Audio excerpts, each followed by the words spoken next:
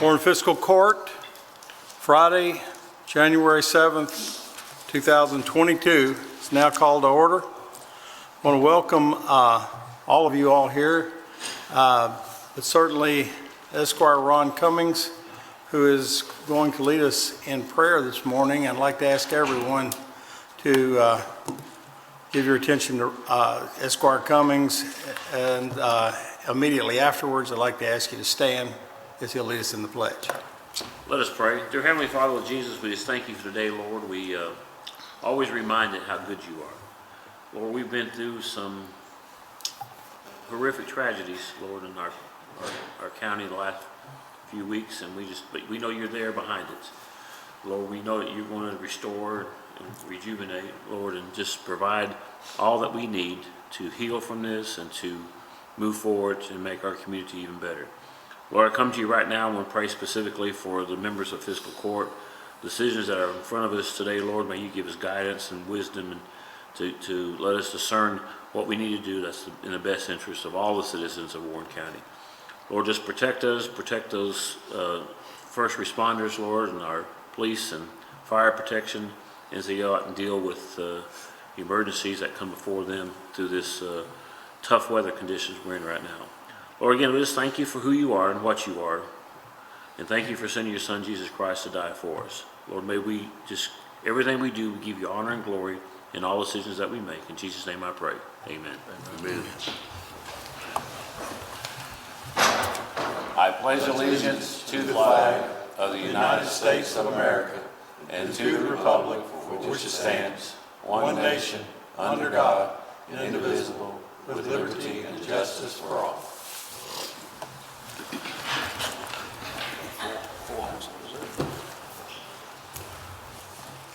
Alrighty. Thank you, Ron. Please call the roll. Esquire Cummings. Here. Esquire McWhorter. Esquire Here. Lawrence. Here. Esquire Gorman. Yes. Esquire Payne. Here. Esquire Young. Here. Alrighty. Have everyone joining us this morning. Now we need to approve the minutes of the Fiscal Court meeting of December 17th. We have a motion by Esquire Lawrence, second by Esquire Gorman. Discussion or questions? Please call the roll. Esquire Cummings. Yes, ma'am. Esquire McWhorter. Esquire Lawrence. Yes, ma'am. Esquire Gorman. Yes, ma'am. Esquire Payne. Yes, Esquire Young. Yes, ma'am. Alrighty. Before we get started on the meat of the agenda here, we have some guests with us from Charter or Spectrum, and they're here to update us on storm recovery and also the RDOF progress in the west and north perimeter of the county. And we have Jason Keller, Carla Sandusky, who were to be here in person, but I think they're joining us on Zoom, and also Joe Crone and Ellen Call are with us. I don't know that I recognize Jason on here and Carla. Let's see, is Joe on here, Joe Crone? Yes, sir, I am here. Okay, I guess I'm not seeing your picture on here. And Ellen Call? Yes, sir, I'm right here. Good morning, Gotcha. Judge. Okay, I see you now. Thank you. All righty. I appreciate you all being with us this morning to kind of give us and the citizens an update of where we are. And Ellen, are you going to take the floor or? No, sir, I'm going to hand it over to Jason Keller. All right. Jason, glad to have you here with us this morning.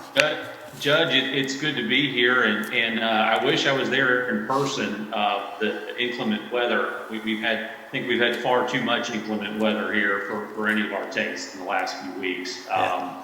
But hopefully we'll be there again in person soon. But I do appreciate the opportunity to join you via Zoom and talk about some of the things that you just mentioned, Judge. We had initially planned to come here, and appreciate the opportunity to come here to talk about the rural build out that we were planning, but given the circumstances of December and the tornadoes, we wanted to be sure to give you a comprehensive update of some of our storm recovery as well. Judge, I'm going to try to share a PowerPoint if that's okay with you. Absolutely. And Yes. Okay. Yes, sir. If I have the, are you able to see the screen that's up now? Yes, sir. Okay, great, fantastic. So again, let's start with the storm response, and it's obviously, as mentioned earlier, it's been a tragic situation in Warren County and across Southwest Kentucky. Just really a tremendous, tremendously terrible event that's occurred. And unfortunately, our company is no stranger to those types of events. We offer service in Florida and along the Gulf Coast in Texas and North Carolina and South Carolina and elsewhere. So we're very familiar with hurricanes. We offer service in California and in Tennessee, so fires and other things. So we have some experience in dealing with storms and inclement weather, and so this is something that's been exceptionally important to us in ensuring that we're prepared for these types of events. We've, over the last 2 years, ensured that all of our hub sites across Kentucky, and that includes there in Bowling Green, have full network redundancy. So we have backup generators, we have backup fiber feeds, and all of those types of things to be sure that we're able to keep that core network up and running. We also have a goal of restoring service to our customers within 24 hours of electric restoration. We have to follow the power companies as they are out there. They're the first lines of getting out there to make sure that their poles are back up and running, and make sure that their electric lines are operating safely. And so we follow electric power as closely as we possibly can, with a goal of 24 hours after they restore their service that we have our own customers back up and running as well. And then we're also focused on increasing customer outreach. We've implemented a proactive text and emails and those types of things to our customers in those areas that are impacted. So we want to be, and we try to keep our customers updated on when we have progress on those types of things. So in terms of the morning after the storm on December 11th, approximately 77% of our customers, and this is in Warren County, were offline. And that means they weren't able to receive any services from us. And largely that was the product of power outages. But nearly more than 3/4 of our customers in the county were out. Our employees were on the ground immediately following the storm at 4 a.m. Our team there started working closely with emergency management and other public safety officials to go door to door, and that was not in the context of trying to restore our service. That was simply going door to door to try to help folks who may be in a home that was impacted by the storm. Our employees were excellent in trying to get out there and try to help. And we established a command center in Bowling Green for our Kentucky response. We also serve some of the most impacted areas of Kentucky: Mayfield, Madisonville, Dawson Springs, all Christian County. So this was a significant impact to our customers and our network all throughout the region. So we established a command center that was based in Bowling Green to try to deal with those issues. We brought in a tremendous number of additional help. We brought 26 additional charter employees to Bowling Green to help with these efforts. Many of those came from other parts of Kentucky, but also Ohio and Tennessee as well were brought in. We also pulled in more than 70 contractors to help with our restoration efforts. And I want to also stress as well that BGMU and Warren RACC were excellent partners with us in the storm restoration. working really hand in hand with us as they were restoring power, allowing us access back into those areas to get our lines back up on the poles and get our service restored to folks as quickly as we possibly could. And this is just a quick timeline of how that occurred. As mentioned earlier, 77%, more than three out of every four customers were offline on Saturday morning after the storm. And you see nearly every day and every 2 days we had a significant drop in the number of accounts that were offline in the aftermath of the storm, which was in large part due to power restoration and the power companies being so diligent in getting their services back up and allowing us access and working closely with us to be able to get those services back up. And our network and our services were restored on December 27th. And what that means is that our services across all of our main fiber lines we're all running at full capacity as of December 27th. Now, what we are currently working on, and Judge, I know you've sent us a few addresses, and we appreciate that. We want to please keep that coming to us so we can identify those homes where what we call the customer, the drops to the home. And this is basically the line that runs either from the street or from the closest utility pole has been taken down. We need to either get that line back up or the equipment that is on the side of a customer's home. We've seen some of that where either the wind or something fell and hit that, and that needs to be replaced or repaired. And so that's the process that we're going through right now. And actually this number, the 144 down drops that need to be repaired or restored, I actually received an updated number just before we got on this meeting today, Judge, and that number is down to 70 down drops in Bowling Green and in Warren County that need to be repaired. We've got additional contractor help that we brought in to address this and try to get those folks back up and restored as fast as we possibly can. So a lot has been happening in this space. A lot continues to be occurring. Again, we're grateful for the partnership that we've been able to have with the power companies, with local emergency management, police and fire, and other first responders that have been so helpful to us. I know the sheriff department has been helpful to us in helping do some traffic control when we have to get our trucks out there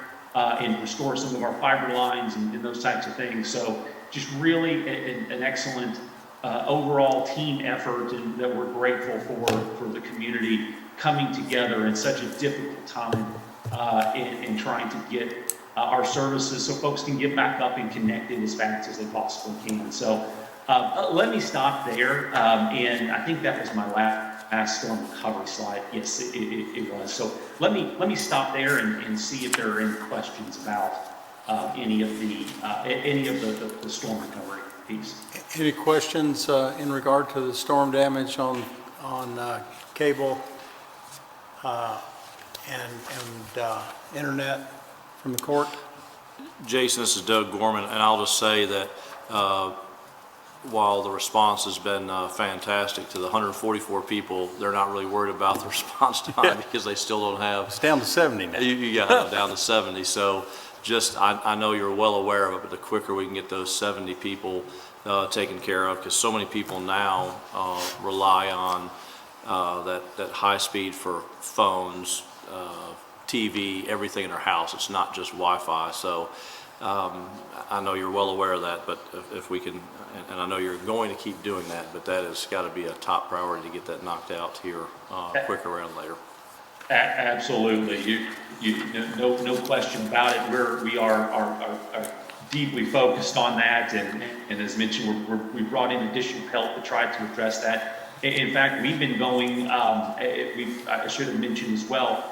We have both our team and some of our contractors that have been going door to door to do checks on service in the impacted areas in Bowling Green and across Warren County. just to make sure service is working correctly. And that's been just going through and looking at customers' equipment outside of their home. And then, you know, if we see any issues, we want to try to address it there as well. So, but very important for us to get this done. We're getting several dozen of these done every day now. So hopefully we're going to get this knocked out, because you're exactly right. We recognize how important and such an essential service that broadband and phone and all of our connectivity services are for the folks there in the county.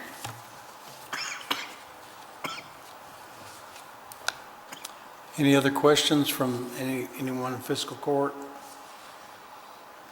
Not about the storm. Not about the storm. Well, I'll let Mr. Keller proceed then.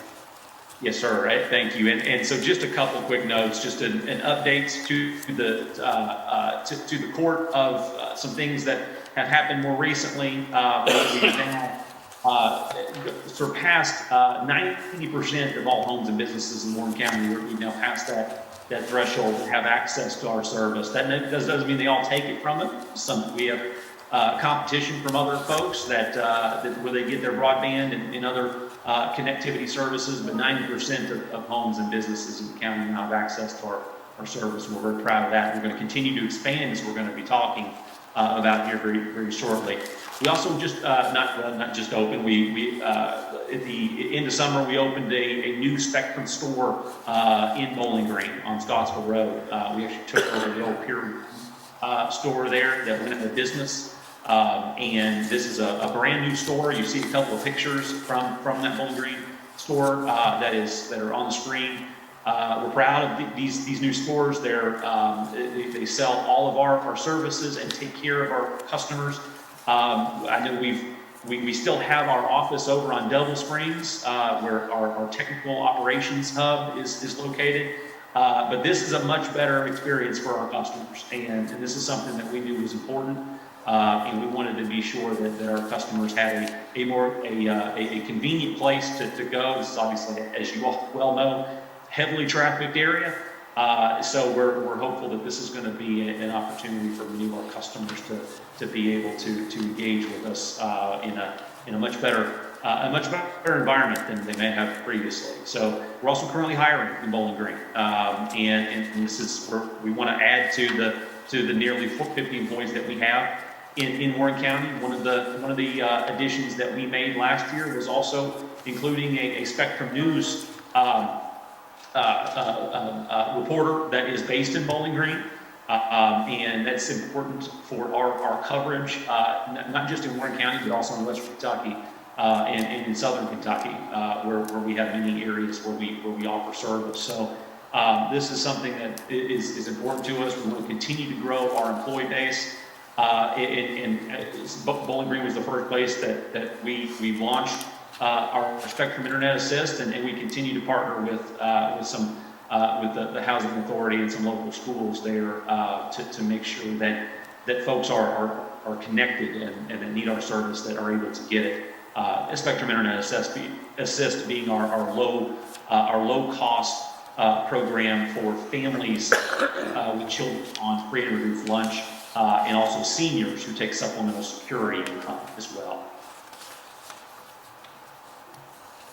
So let me just pivot as well to the Rural Digital Opportunity Fund. And so this is the rural build-out piece that we have talked about, and just to sort of give you a little scope about what this is across the state. So we were fortunate to be the largest recipient in Kentucky of funding through the Rural Digital Opportunity Fund, which was established by the Federal Communications Commission. The FCC launched an auction, a reverse auction, in 2019, in 2020, and announced the results earlier in 2021.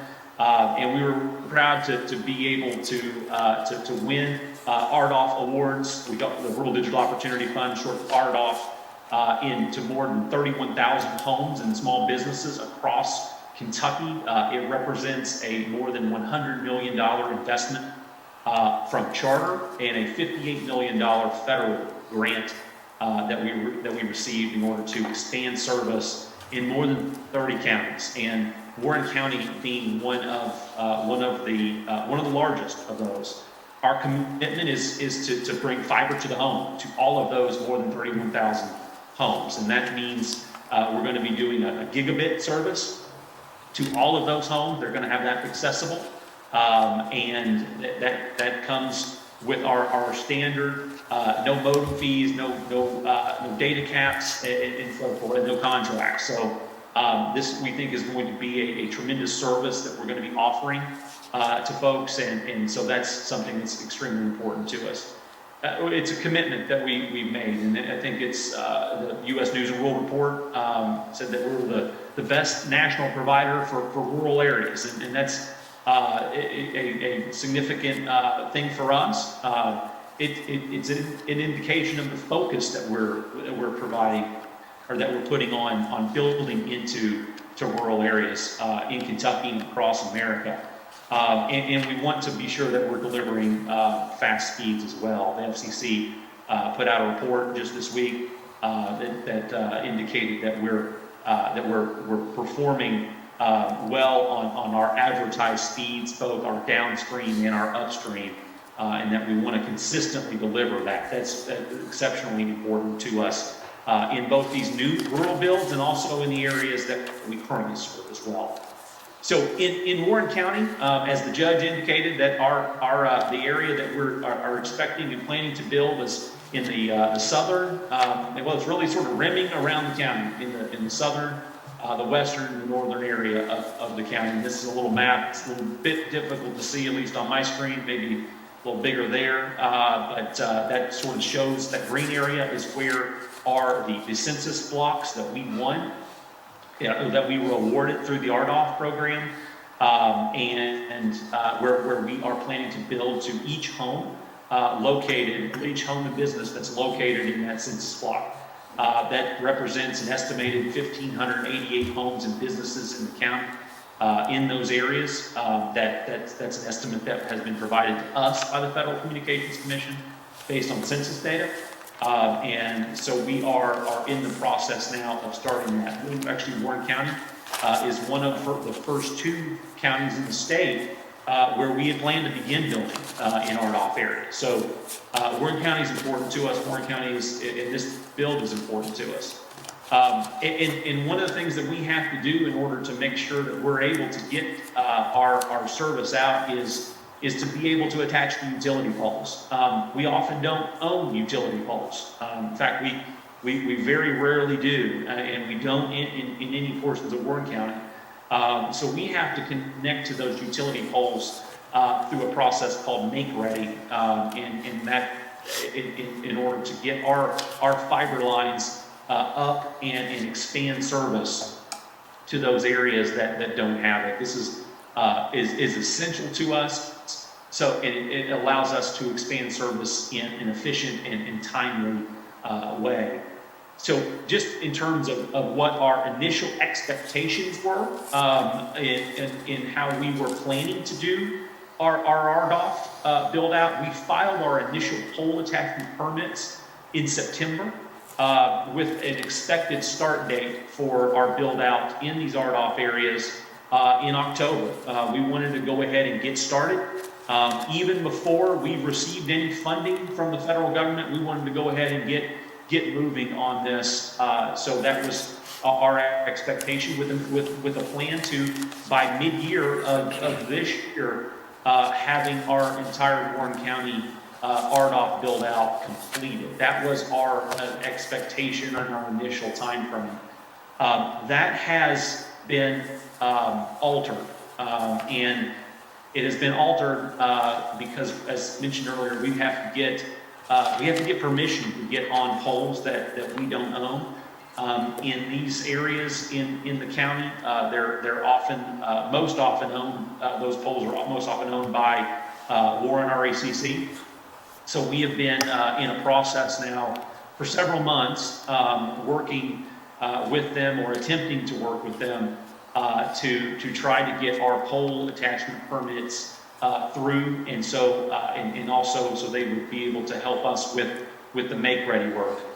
We actually hired an engineering firm that works with a number of electric cooperatives across the Commonwealth to do a lot of the engineering work up front, because we recognize both the safety issues, and then also the fact that one is not the largest utility, and they may not have the manpower to deal with some of these pole attachment permits. So we wanted to take as much of that off of that burden off of their shoulders as possible. And that's why we hired an outside firm to try to work on these engineering plans and these permits for us. We've been in a dispute since that time over the status of our contract, which has delayed our build out plans. We are in the process now of attempting to get that back on track. I'm happy to say that we have a meeting scheduled with Warren RECC next week to work through the contract issues and to get this moving. And we're continuing to file our pole attachment permits every single month to make sure that we're not getting behind. But we need to be able to connect to their poles and do so in a way that allows us to do that in a timely way.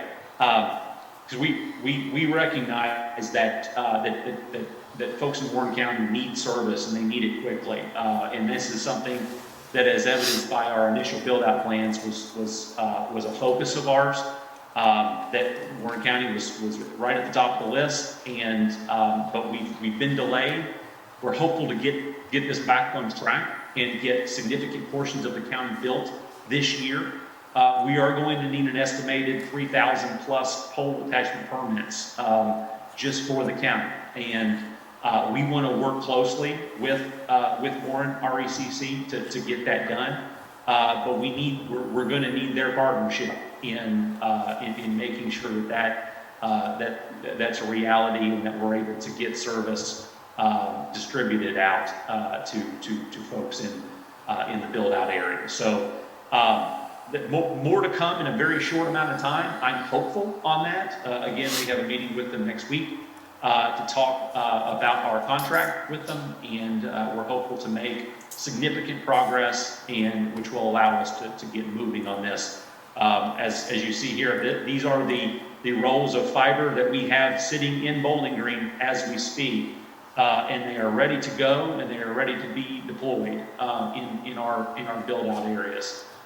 So we're anxious to do it and look forward to doing it because we recognize how important broadband is to folks, particularly those folks who don't have access to it today. So let me stop there and see if there are any questions. You mentioned, Judge, at the top that Joe Crone is joining us. He is our Vice President of Construction and is in charge of our RDOF build-out across Kentucky. And so he may be helpful in helping answer any questions as well that I may not be able to answer. So thank you again for the opportunity to be here. And again, I will certainly have to take any questions. Thank you, Mr. Keller. I'm sure that all of you all have some comment or questions. Anyone? I'll start. Yes, sir. You mentioned your timeline's been delayed, but you never gave us an update of what the new timeline could and would be. And the second thing, is there a way to get us or to so we can put on our website or whatever to discuss and show the exact RDOF areas are being handled by you all? Because I get calls all the time about who's doing what. And when these lines merge and they're close, then I need to be able to give answers to people of you fall under either the REC, NCTC program or the RDOF program. So having me a clear, concise map of who's doing what, it would be real important to me to be able to pass on to my constituents. That's my two questions. Is the map? Yes, sir. I'll start with the second one. That we can absolutely get you a map and one that your constituents would be able to zoom down into and see their street and see where they may fall in one of the RDOF areas. So that map is publicly available through the FCC and through some other sources as well, and we will get you a link to that right after this meeting. So we can certainly do that. In terms of the timeline, I would ask Joe to jump in here as well. But one of the things I think has been holding us up in terms of being able to put a definitive timeline down is that lack of knowledge of when we're going to have those permits processed. I think we would be in a position to begin building service this week. That's something that we're ready to go. We just need to get those permits processed. But in order to do that, the Warren RACC wants us to have a new contract with them. And so that's the part that we're going to work through with them. Hopefully we're going to get that done very quickly. And it's a priority for us to get that done as fast as we can so we can get this service and get the service beginning to roll out this year. That is something that we're absolutely focused on. That is the main gating factor between us having a really firm idea of when we're going to be able to deploy service. But Joe, I don't know if you may have additional data points to add to that. Sure, we're glad to. Great. Thanks, Jason, and thank you for having me. My name is Joe Crone. I am the VP of Construction for our RDOF project. I oversee both Ohio and Kentucky, and specifically to Warren County. We have over 250 miles that we planned on building in Warren County. However, with the recent delays, like Jason mentioned, it's kind of deferred our timeline in Warren County, because when you look at the 250 miles, we can build roughly 10 miles a week. That's 2 miles a day, 40 miles a month, and you can do the math. We can get it all done in 2022 without any issues. So we've since moved those aerial crews down to Tennessee to our counterparts down there that have RDOF right now to keep those guys busy.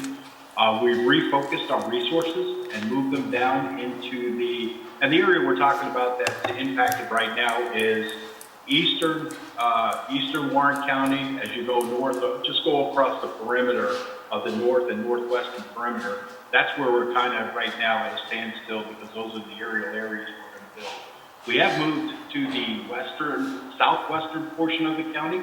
Right now we're working in the Rockfield area where we're working on some underground.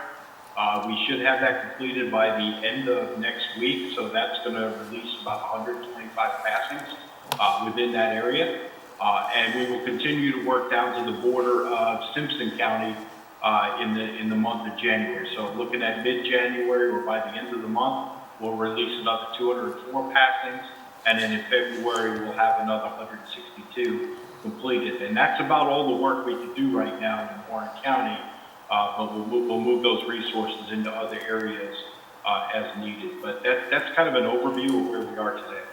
Okay, Mr. Crone, I noticed on your on the PowerPoint a few minutes ago it said getting started mid-2022. Let's assume that you all work out the contract, which I understand basically has no real issues in regard to price is the same and so forth.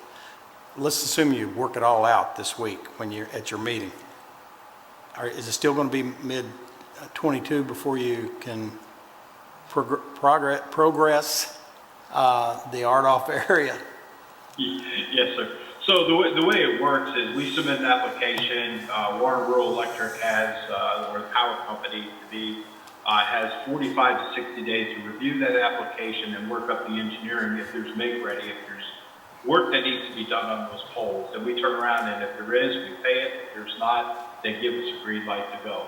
Once we pay that make ready invoice, which is kind of quick, with less than a week turnaround, they usually have 60 to 90 days to do the make ready in that area. And then of course they release the work to us. From a work standpoint, we can get at least 2 miles built a day from a work standpoint with the aerial crews. And this being a rural area, there's not a lot of traffic and things we need to deal with. So, we can basically build anywhere from, 5 to 15, I'm just going to say 10 miles a week you do the math, that's 40 miles a month, and if we have a 250-mile project, it's less than about 6 months to get the project done. So that's where we stand, but it's really based on when we can get started. You get to answer it. Yeah, so the engineering work has been done, or is you saying the engineering work has to be done by Warren Rural Electric? So what the process is, right now they're only letting us submit 120 poles a month in the rolling 30-day period. We have submitted over 300 poles to them, which is 10% of what Jason showed you earlier of the 3,000 poles. And that has been sitting in their hands due to the conversation that Jason just had in regards to the agreement. There's been no movement at looking at that engineering piece at all, to my knowledge.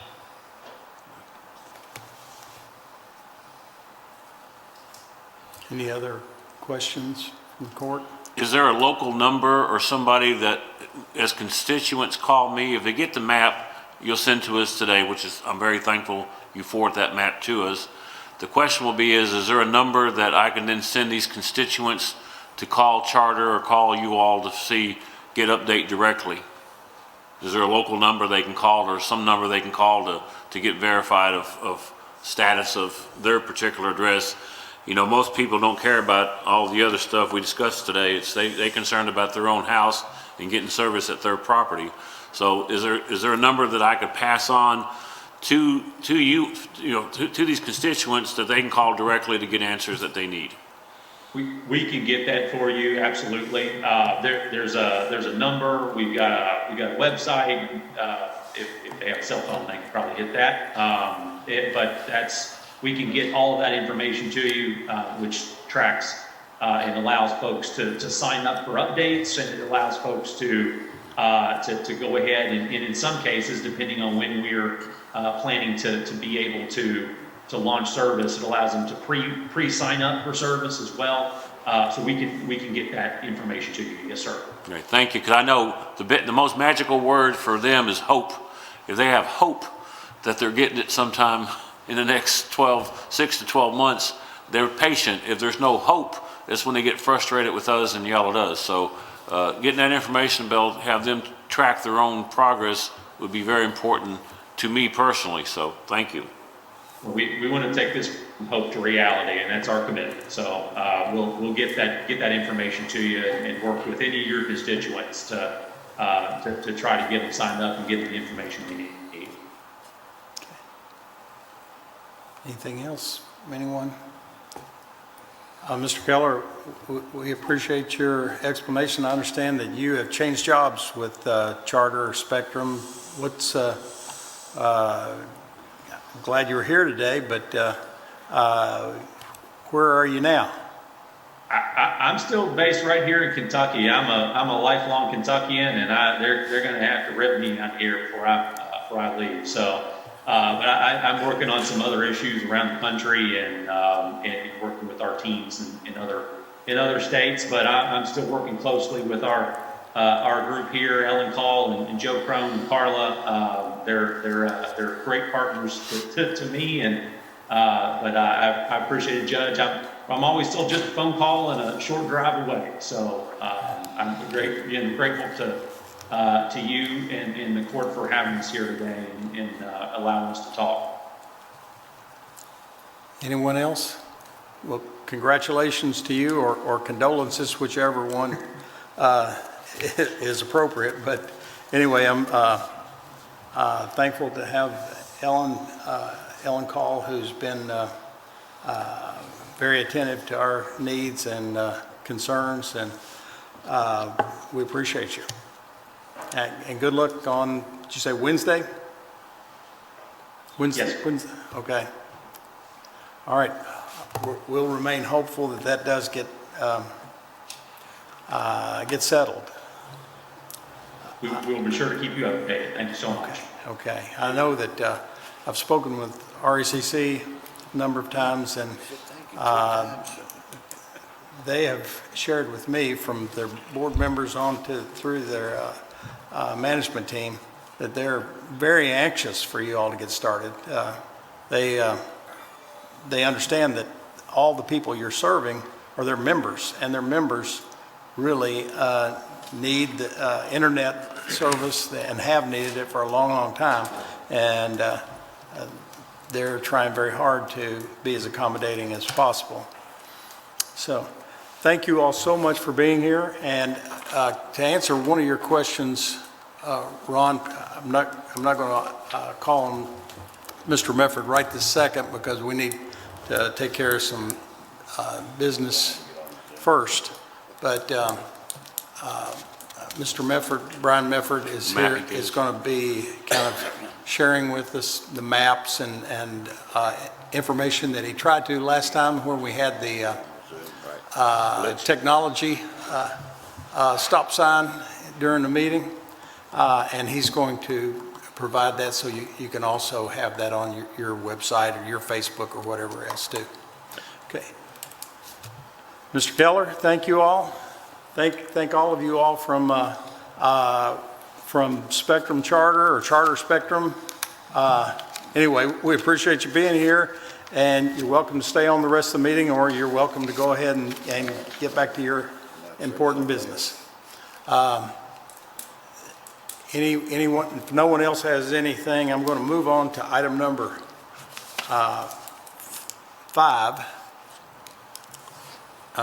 in the agenda, which is to approve the work schedule for the Warren County Road Department. Motion by Squire Young, second by Squire Lawrence. Discussion or questions? Let's call the roll. Esquire Cummings. Yes, ma'am. Esquire McWhorter. Yes, ma'am. Esquire Lawrence. Yes, ma'am. Esquire Gorman. Yes, ma'am. Esquire Payne. Yes, Esquire ma'am. Young. Yes, ma'am. Item number 6 is to approve personnel changes for Warren County. Motion. So, McWhorter. Motion by Squire McWhorter, second by Squire Cummings. Discussion or questions? Please call the roll. Esquire Cummings. Yes, ma'am. Esquire McWhorter. Yes, ma'am. Esquire Lawrence. Yes, ma'am. Esquire Gorman. Yes, ma'am. Esquire Payne. Yes, Esquire ma'am. Young. Yes, ma'am. All right, item number 7 is to approve Resolution 2201, consenting to Intermodal Transportation Authority, Inc.'s conveyance of real property to Fruhoff, Inc., and partial cancellation of second supplemental contract lease and option related to said real property. Motion. Motion by Squire Cummings, second by Squire Gorman. Discussion or questions? Please call the roll. Esquire Cummings. Yes, ma'am. Esquire McWhorter. Ma'am. Esquire Lawrence. Yes, ma'am. Esquire Gorman. Yes, ma'am. Esquire Payne. Yes, Esquire ma'am. Young. Yes, ma'am.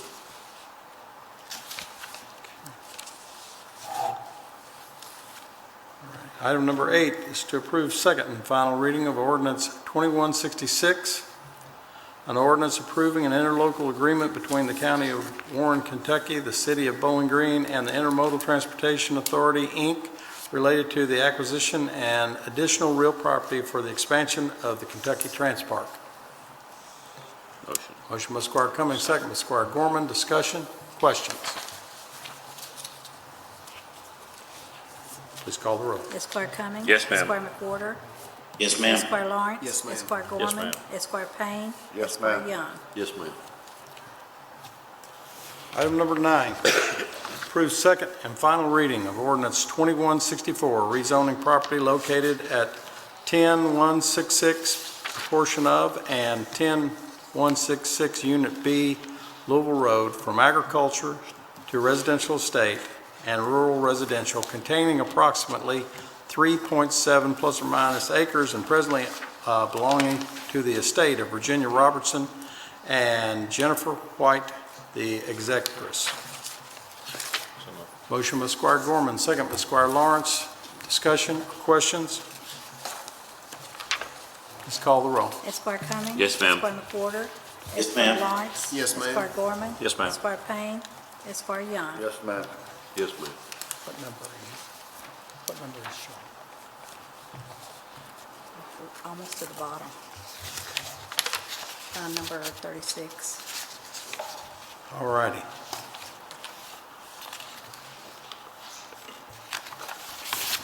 Okay, if there are no objections, I'd like to go ahead and jump right back down to the bottom to item number 36 as a courtesy for Ms. Alcott, our attorney for solid waste and sanitation and trash pickup. So I'm going to read the item is to acknowledge receipt of the following proposals that were opened on Thursday, January 6, 2022, at 10 a.m. for the solid waste recycling proposals. Scott Waste, BG Dumpster, Republic Services, Green River Waste, Shelby Recycling, Blue Moon Sanitation, Taylor Sanitation, TPM Inc., and Recyclops. Yes. Okay. Motion. Wait, okay, who's that? Okay, motion by Squire Cummings, second by Squire Young. Ms. Alcott. Good morning, Your Honor. We received these proposals yesterday, and the Solid Waste Committee is already starting to delve into the details of each proposal. The committee will be meeting next week to kind of talk about next steps, but as you'll see on the top of your agenda, there are 2 special call meetings that we're giving notice of today, which relate to these solid waste proposals. The first will be Tuesday night, January 18th at 6:30 here in this room. That's where we invite the public to come and tell us what they think about our current solid waste system and the proposals that have been received. We are open for comments, compliments, or criticism. So this is the opportunity for the public to let the members of this court kind of understand their perspective. The following day, Wednesday the 19th, beginning at 9 a.m., we will have a schedule where every company, every entity that has submitted a proposal will have a set amount of time to introduce themselves to the court, explain what their proposal is about, and make themselves open to questions and comments from the members of this court so that we can delve into the details, clarify any issues that we need to clarify, and fully understand what they're proposing to do before the court decides what sort of action to take on these proposals. So we've got a lot of work to do in the next couple weeks, but this is a very important issue.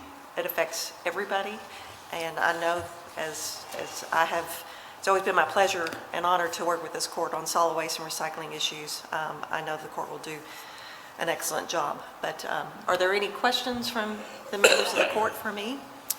This is kind of my little, one of my legal specialties. Is our hope to make these proposals, to put them to record on the 19th or the 21st, or? You know, what part of my review of these proposals, my initial review, is to determine whether there's any proprietary or confidential information that we need to redact before we actually make them place them in the public record and make them open for open records request. I got you. So. Okay, so I will have that. hopefully we'll have them done by the 19th, put them to record. If not, I assume we'll do it on the 21st. Right. Or you know, I might have the review done by Monday and we can discuss that as a committee. Oh, okay. All right. Any questions, Ms. Alcott? I appreciate you moving me to the front of the line. I'm headed off to Lexington to support my daughter Bella Alcott, who is the Warren County Distinguished Young Woman and is participating in the Kentucky Distinguished Young Woman competition this week in Lexington. That is too cool. Congratulations. Yes, this is. Tell her we're proud of her. I will. She did her interview yesterday. Tonight she does her talent, and I'm just excited to see all these young ladies. It's been a wonderful experience. Thank you. Careful on your trip. Oh, we will. We're watching the roads very closely. Yeah, drive safe. Be We careful. will. We will. Thank you. Okay. All right, we have a motion and a second to acknowledge the receipts. No other questions? Please call the roll. Esquire Cummings. Yes, ma'am. Esquire McWhorter. Yes, ma'am. Esquire Lawrence. Yes, ma'am. Esquire Gorman. ma'am. Esquire Payne. Yes, ma'am. Esquire Young. Yes, ma'am. Are you all handling the public notice advertisement or notice to the public? It's not an advertisement, I guess, but it's notice to the media. Yeah, this is our first notice of those meetings. It'll be advertised as well. Okay. Just kind of get the word out on social media. So we don't need to advertise it. You're going to handle it. Right. I don't know. I guess the court will need to advertise both of those meetings. Please let us know so we can get that done. think it's what, I Thank think you. it's what you just Drive said. safe.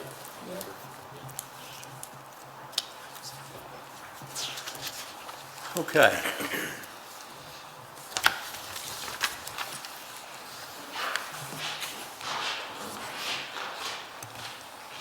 Now, if,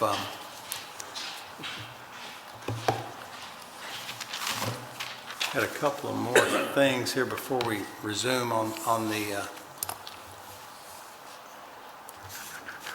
just 1 second. Got 3 more things here.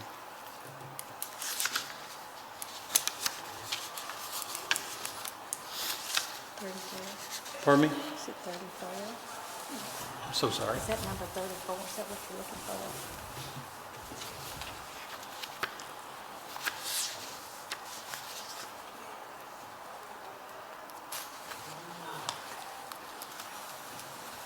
Sure, that's it. Okay. First of all,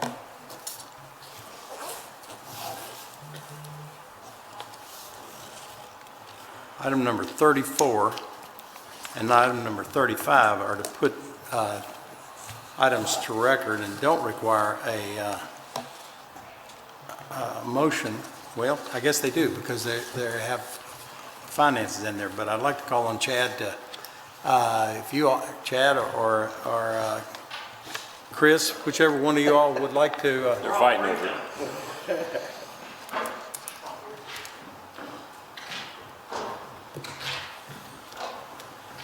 So Judge, as you all know, a lot of things have been going on the last 48 or 60 days. And one of the things that we continue to have worked on, and Chad Young, who is behind me, who is our assistant manager of our tennis facility in charge of sponsorship and programming, Chad has done an outstanding job in continuing to recruit and solicit partnerships and sponsors for the tennis facility at Michael Buchanan Park. And today, we're very happy to have, I think there's several people that are on the Zoom meeting with us, and then we have Gary Rickert that is here with us, and we want to formally announce today, and again, I want to thank Chad, Gary, all of the sponsors that are assisting us and that they're going to support this project that are with us today. But Mike Lindsay is going to be an outdoor court sponsor, and we greatly appreciate his support. Gary Rickert and family are going to be sponsoring a racquetball court. We've got Owsley Chiropractic, Jessica Owsley, who I believe is on Zoom with us. They will be sponsoring an outdoor court.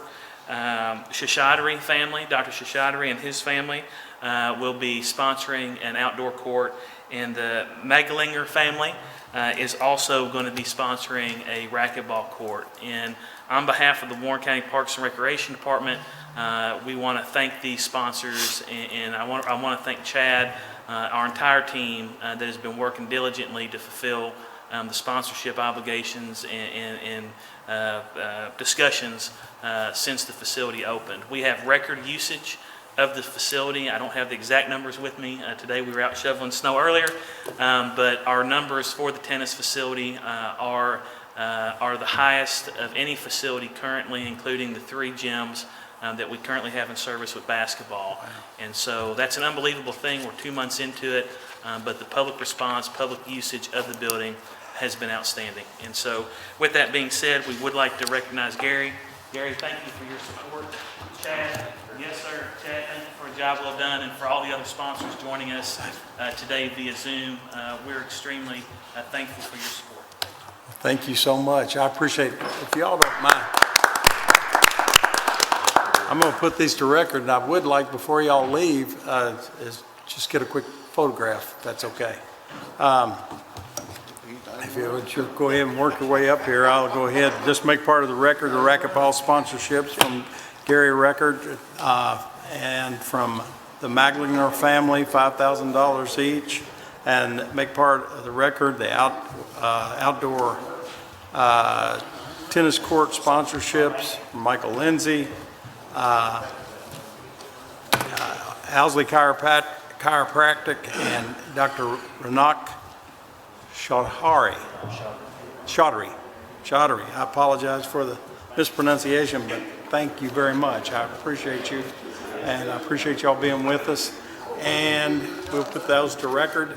And let's see. No,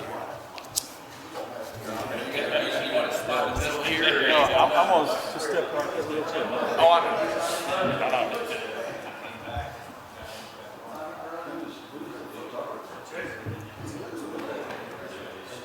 I don't look as good as saying. All right, you guys ready?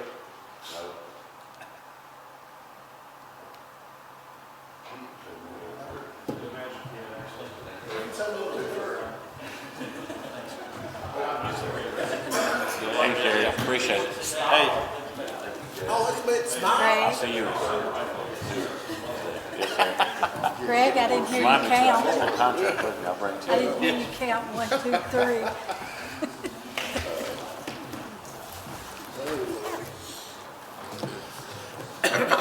Judge, your eyes are closed. Pardon me? It's cold out there, you just don't need anything, don't see how It doesn't matter. I'm not two places off my house.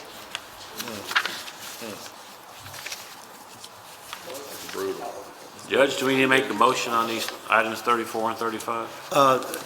Yeah, let's go ahead. That's, I'll make the motion. we have a motion on item number 34.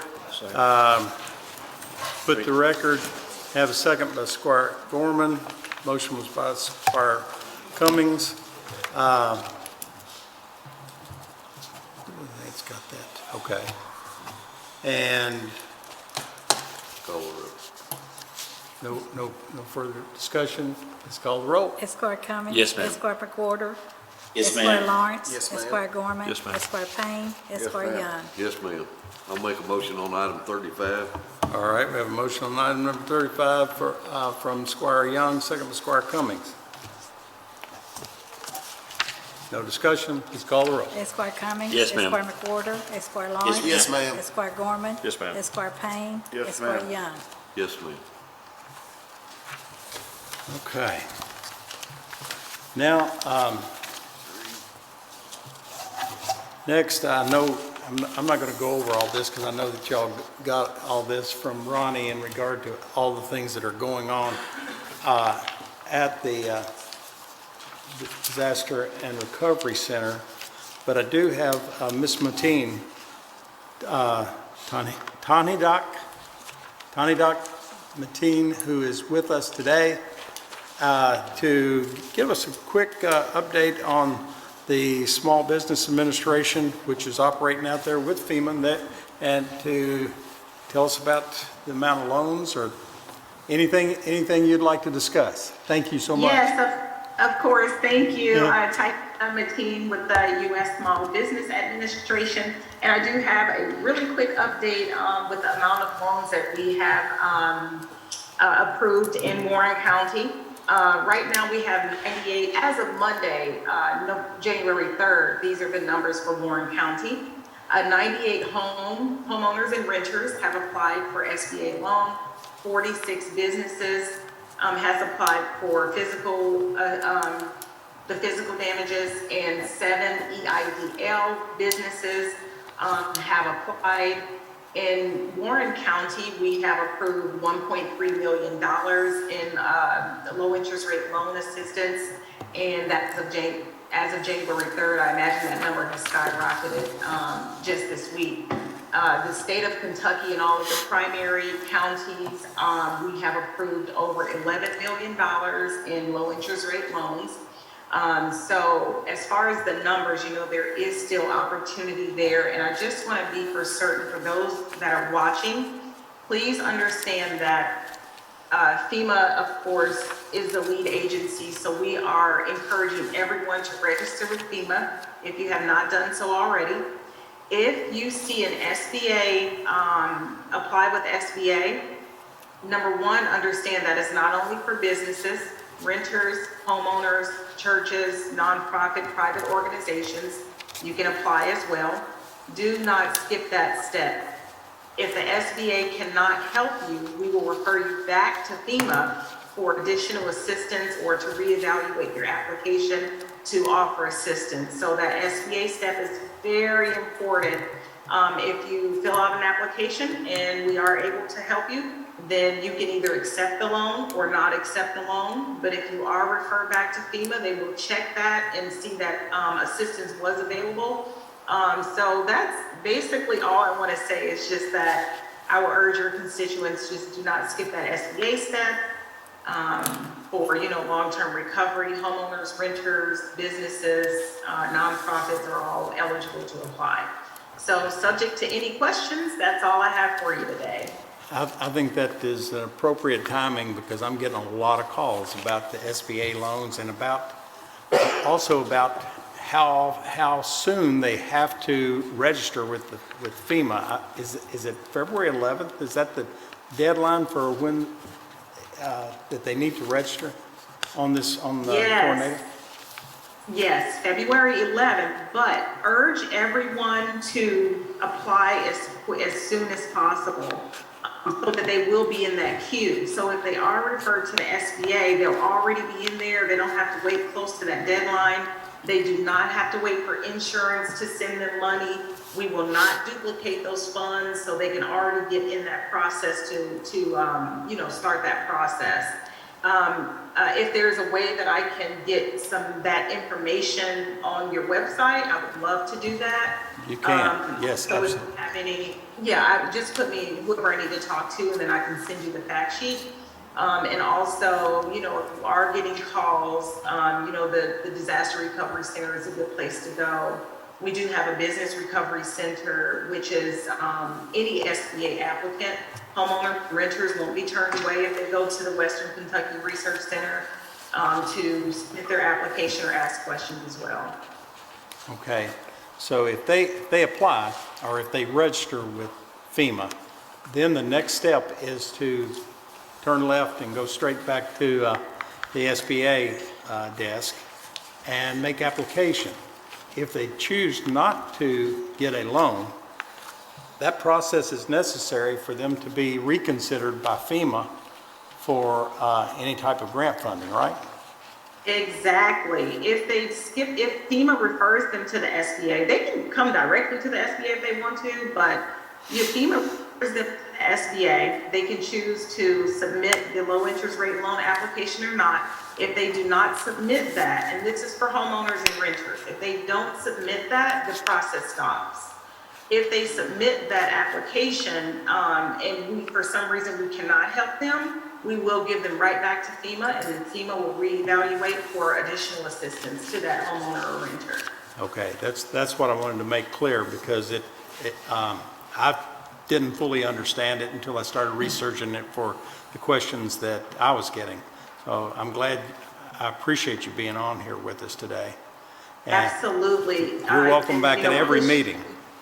Okay, thank you. And if there are any other meetings that anyone listening you would like for me to be involved in, then I will send my information to your office and make sure that you have that. Thank you. But we're here and we are ready to get that information out there. So thank you so much for letting me come on in such short. Thank you so much. Any questions or any comments? We really appreciate what you all are doing. You all, American Red Cross, FEMA, and all of the various different programs that are available through FEMA. We appreciate what you're doing for the people of our community. It's amazing just reading the very top of this list that was provided to us just yesterday in regard to what all the different agencies are doing and have done. Life Skills, who is handling psychological concerns and counseling with people who have had emotional concerns revolving around what happened in the tornado, and there's a lot of distress throughout the community, and it's understandable because being in a tornado, especially if your roof is torn off or if you had a physical or a death in the family, or if you've lost your home, and so many of these people have lost everything they own. And so the fact that they've had over 1,000 contacts with residents at Life Skills kind of underscores to me the genuine need that all the people of the community have in regard to getting those services provided with the least amount of stress, and I really do appreciate what all you're doing. Thank you. No other questions? Mr. Mefford, are you still on here? Yes, Judge, I am. I apologize for holding you off so long, but we're interested in hearing any updates that you may have in regard to the Vetro mapping or anything else. Here we go. Yes, sir. Thank you for the invitation, and I'll try to do more showing than talking today. Just want to make sure you can see my screen there in the room. We can. Okay. Looks good. Looks a lot better than last time. Yeah, the picture is better than the description, I realize. Just as a reminder, I mean, we're working together to bring, all the broadband-related data to the hands of constituents and citizens across the county, but also to give this body a place to come and have access to all the data from all the different providers and different relevant information about other pieces of infrastructure that impact who has broadband service in the county. But starting, and so I'll kind of straddle those two things. First, we'll look at what the public has access to through this new website, which is at connectwarrencounty.vetro.io. We'll provide a link through the county's website to this, and you can also just share that out here. It's just easy, share button. You can copy that address and then just paste it into social media or email, however you want to distribute this. But pretty basic application here. So what the map on the right is just the visual of all the different service provider territories across the county.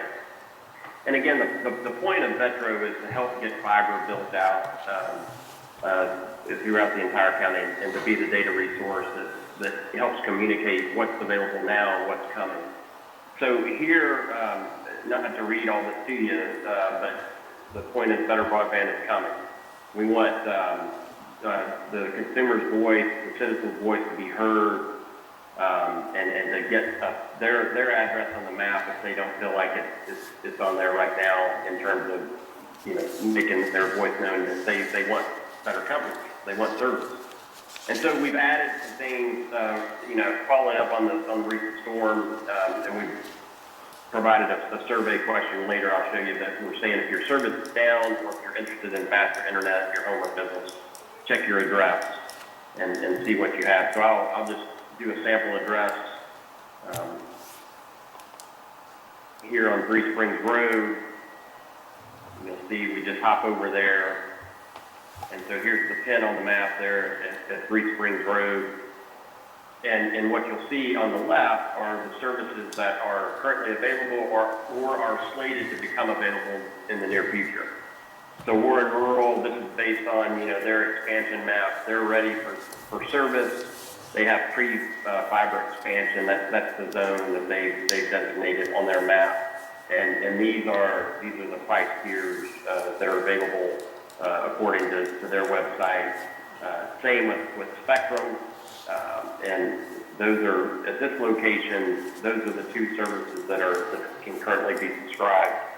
And I think it was Esquire Young who asked about this earlier, but here we've included a link, so to each provider. So if the consumer clicks on that, then it's just going to take them directly to that Spectrum website or rural website to be able to subscribe to that service. I'll have to jump back in here, but that, let me show you what else is at that, relevant to that location. And I think it was Esquire Cummins who asked about being able to direct constituents to a map like this and to be able to account for, what's coming. As I said, because Warren Rural has given, pretty specific zones of what's being built out, we went ahead and included that. We can include that same kind of information for the RDOF areas, and I'll show you on the internal side of the map how that looks. But we'll just have to figure out, is there enough specificity about when service is actually going to be built, or we certainly can just show that this is an RDOF awarded area, and so their service is coming through that program, and just leave it at that potentially. The other part of this this application that's public facing, we have just a survey here. So again, this is part of making your voice heard. Basic stuff. We're gathering contact information so that we can follow up with them. We're also asking questions about, what type of resident or business is it. We're asking about school-age kids at home, because that has impact on how we might follow up with them or direct them to resources potentially that can help with offsetting the cost of their monthly service. We've talked about that before together. And then we ask, what they currently might have. So this is an opportunity to say, are you subscribed to any of these current existing providers? And were you impacted by the tornadoes? This gave us an opportunity to start gauging where service was down or spotty, and then a place for additional comments. So this is a way people refer to crowdsourcing information about broadband. This is a way to crowdsource information from folks across the county about the quality of their services or what they would like to have. So that's the public facing part of this. On the internal side of the map, we've got some sort of protected proprietary data that the county has gathered under NDA in some cases, and so this is what your view of the map can look like. Again, that public facing website address. You can begin and have begun getting that out to the public. You can post that on all your social media, and we'll get it. The judge has indicated wanting to get it on the county website as well. But this starts digging deeper. This allows us to really get into the infrastructure that are driving the service availability, but also to have more granular data that I'll show you that helps us make sense of who has service and who doesn't, and where we need to focus attention. You guys are all familiar with, the fallacies of the FCC data, and I'll just illustrate to you the difference in, what we're bringing to the table here in terms of proprietary data, and up to with the new federal program definition. But in the past, this is what the FCC has told us about Warren County, that this is the kind of service, this is the kind of coverage that's available in Warren County, and really, this tells us that most of the county would be covered by service that's better than even 25-3. We know that's not right. There's really no disputing that at this point anymore. That's a one census block served, the whole census block served. That process, that data is being updated. But right now we have a new definition based on the federal programs that have rolled out. And the way we've accounted for that is we don't want to deal at the census block level. We want to deal at the rooftop level, the individual home level.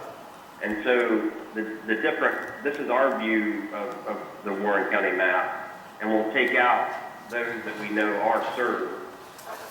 And this is what's left. And so this is really the more accurate depiction. This is rooftop data.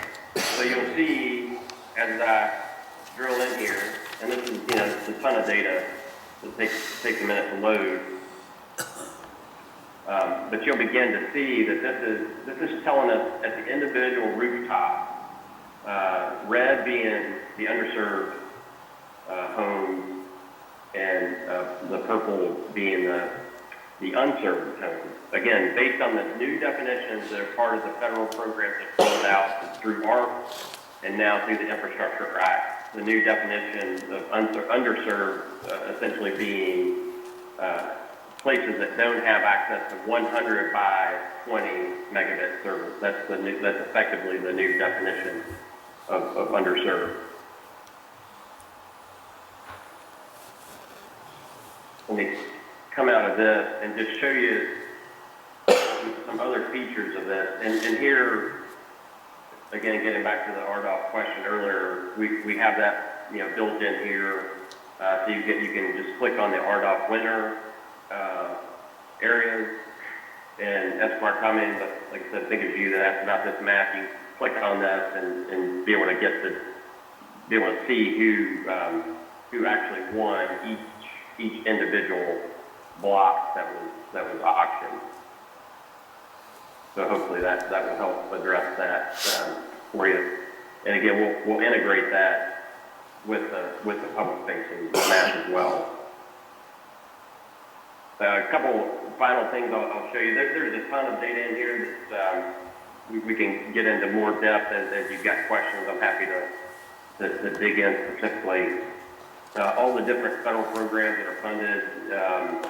This is some of the USDA money that's been invested in the county. We have the plans that we built in the past that sort of helped us cost out, understand the potential cost of building out fiber in the county. Those plans are in here as well, so we can use those to come in here and run calculations on a given area to the extent that it's helpful on what future build out might cost in a given area. As Warren Rural provides as-built drawings for what they're building out, that can be incorporated in here as well, so you know exactly what's being built as a result of county investment. The surveys and the information I showed you on the public facing portal, those end up populating in here as well.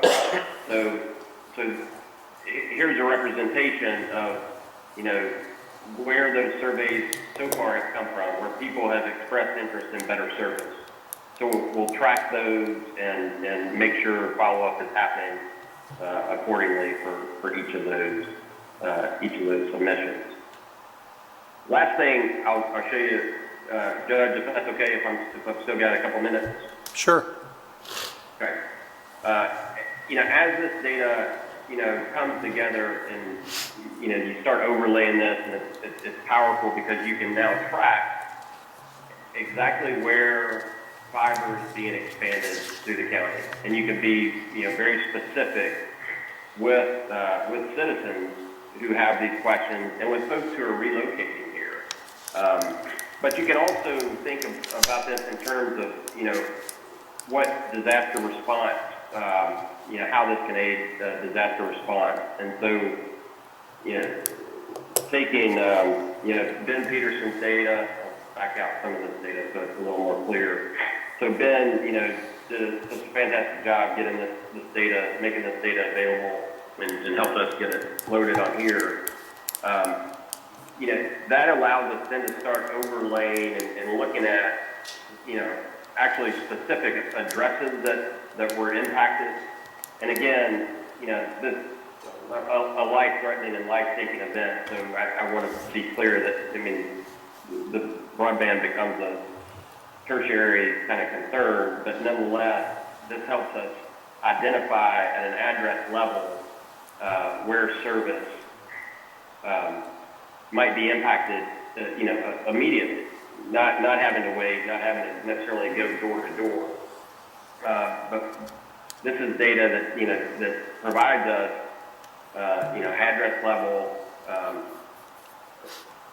detail, so that we know again at a household and business level detail what that impact might be. And it also allows us to do things like, look at, at a street level, what the impact of utility poles might be, for instance. Maybe drill in there. So this just, if we're in an area that's hit, again, those of you, we all use Google Maps practically, but this just allows us to then get a sense of, what specific utility poles are impacted and what kind of, telecommunications or electric lines are on those individual poles. So just wanted to show that as kind of a pretty awesome impact of having all of this data in one place, and to be able to have that kind of real-time information when the next emergency calls. So with that, I'll pause, Judge. I'm sure there's lots of feedback and questions, but happy to be able to show you all this today. I think this is very interesting, and I've learned more today than I knew from our previous meetings. That apparently there's been quite a bit of updating going on since then, and I'm really thankful to see how you've mapped out the areas that were impacted by the tornado as well. One of the things that came up earlier in our first discussion after the mapping was substantially complete were those monthly costs that are listed on here. I understand those are monthly costs from each vendor that they have advertised, and in some cases those are, I don't want to say teaser costs, those are temporary costs that that they're advertising that are good for a month or a year, and some of them are stable cost ongoing, right? Explain that to me, make sure that I fully understand. Yeah, we're literally pulling from each provider's website, or if we're able to connect with them and have conversations with them, ideally.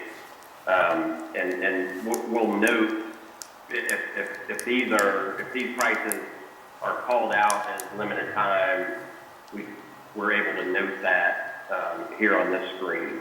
But what we've got here is the starting point, or their standard advertised prices on their website. Right. Okay. That's what I thought. It's whatever they have on there, regardless of unless they have it specified that it's temporary. The assumption is from the mapping, from Vetro mapping, is that that's their pricing. Right? That's right. That's Okay. right.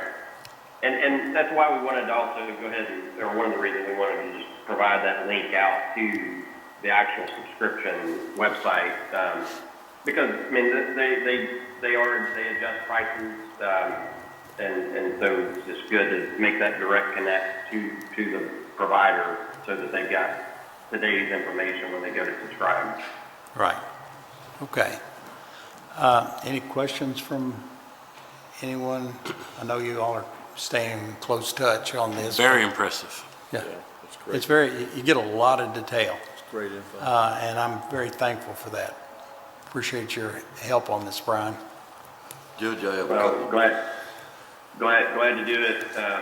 As we talked about before, the U.S. Treasury is making more and more money available. I mean, this is not broadband and even fiber. It's not a one and done kind of investment. It's something that we just want to be mindful of and strategic about. Our county is thankfully, I think, in the top 5% of counties across the country, and it's because this body has been extremely proactive and has been, pounding this drum for a decade now, and you're seeing the fruits of that labor. I know it's been frustrating, but the fact that we had a model response with the tornadoes. The fact that service, and to Esquire Gorman's point, this doesn't make a lot of difference to those 70 some odd or 140, whatever the number of people who are still down because their homes are disconnected. But it was an impressive and rapid response to have folks back online, to have that widespread of electric outage, to be able to get broadband and right behind that and restored. It's impressive. And again, it's because this court has created a culture where you're at the table with providers, and it's very much a public and private endeavor. We've got a new service provider in Warren Rural that's investing. I don't think they were ever down throughout the storm.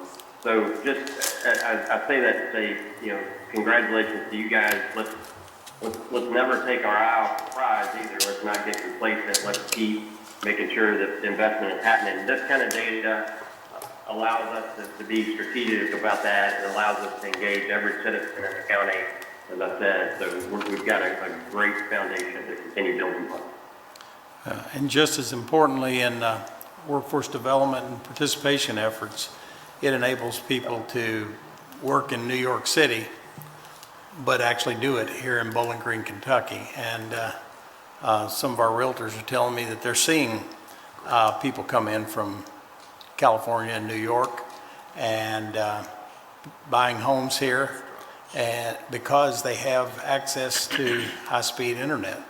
And that's going to be very beneficial to us in workforce participation now and into the future. And, having this mapping really helps. I know it helps the realtors and builders, and it certainly helps anyone who's considering this as a new home, whether it's for a new business or for just for the residents, so that they can work remotely from whatever company they work for in the nation or around the world. Absolutely correct. And it's a great point. And we're getting our share of those for sure. But we ought to make sure that this application goes out to the Realtors Association, and hopefully every realtor adds this link to their page to promote the benefits the county offers. I think they're already on that. Yes. Yeah, good. Okay. All righty. Judge, Yes, sir. maybe one or two questions for Mr. Medford. First of all, this is fantastic. Great information on here. Would I be wrong to assume that people need to get on this, log into this, put in that information that is requested here as soon as they can to help facilitate the installation of this stuff in certain areas? Is that helpful? That's right. It's very helpful. I believe that Esquire Young. I can't see on the screen, my screen, but It is. yeah. The more information we get in there, the more valuable it is. And the reason we want their address on the map is exactly what you're getting at. If we can say, look what we found in this particular part of the county, people are clamoring for service. They're ready to sign up. I mean, that obviously gets the attention of the providers. So yeah, the more input we get on that, the sooner the better. One other question, and I didn't see this on the screen, or I didn't catch if you. Not everyone is able to access the computer information equally. Is there going to be a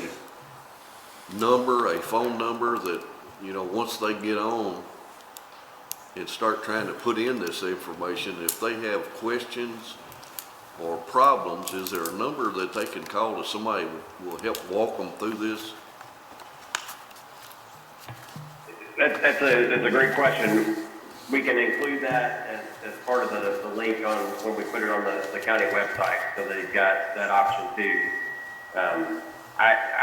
you're raising another good point, I think, that's worth addressing, which is if somebody doesn't have broadband, it's not necessarily easy for them to tell us, from their computers that they don't have broadband. I think the beauty of this is it can be done from anywhere. I mean, it can be done on their phone even, and so it's not, it won't capture where they're doing the survey from. It'll capture the address they're interested in, subscribing to service from. Thank you. Yes, sir. Thank you, Squire Young. Any other questions? Great job, Brian. I really appreciate all the work you guys have put into this and are continuing to do. Keep it updated, and I appreciate the report to us and to the public today. Thank you, Judge. Appreciate the opportunity and appreciate being able to work together on this. Thank you all. Thank you, sir. Okay. If there are no objections, we're going to move on to item number 10, which is to approve second and final reading of Ordinance 2165, establishing Drake's Boulevard, Driftwood Court, Nash Stone Court, Old Post Drive, Pebblestone Lane, Pebblestone Court, Hallowstone Court, Creekstone Lane, and Sandy Creek Court, located in Drake's Ridge subdivision, sections 1A, 1B, and 3, as county roads, and authorizing maintenance thereon and setting speed limits thereon. Motion by Squire Cummings, second by Squire Lawrence. Discussion or questions?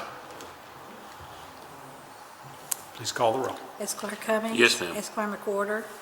Ma'am. Esquire Lawrence. Yes, ma'am. Esquire Gorman. Yes, ma'am. Esquire Payne. Esquire Young. Yes, ma'am. Okay.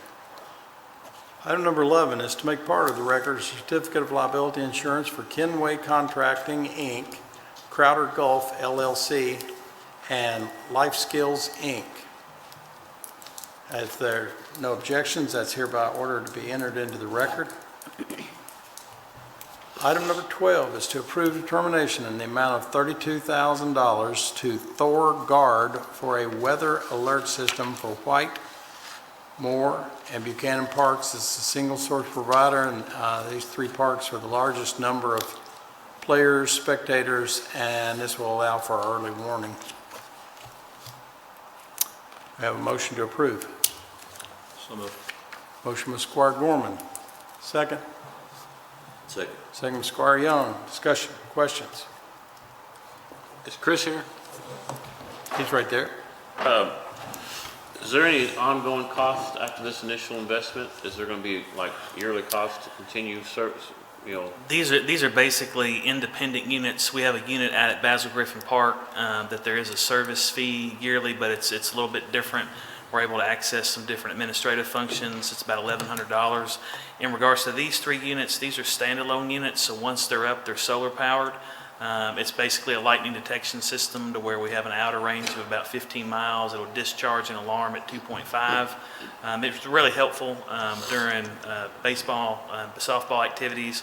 With the recent storms, those systems interact with the outdoor warning system, other systems we have in place for severe weather, and so this is just an added feature. So to answer your question, there's no additional service charge for these three units once they're installed.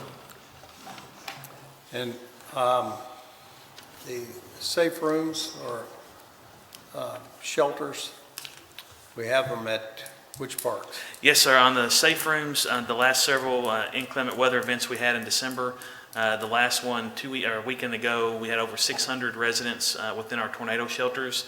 We have one shelter at Ed Spear Park in Smiths Grove. We have one shelter attached to the gym at Fillmore Park. We have two shelters at Michael Buchanan Park, one in between the two complexes near the playground, one at the Oder Complex, which is the first set of ball fields as you drive in. Also, we have two at Ephraim White Park, one behind the current athletic complex by the playground, one up by the cross-country track area, the old Red Barn EMA building and kind of starting area for the cross-country.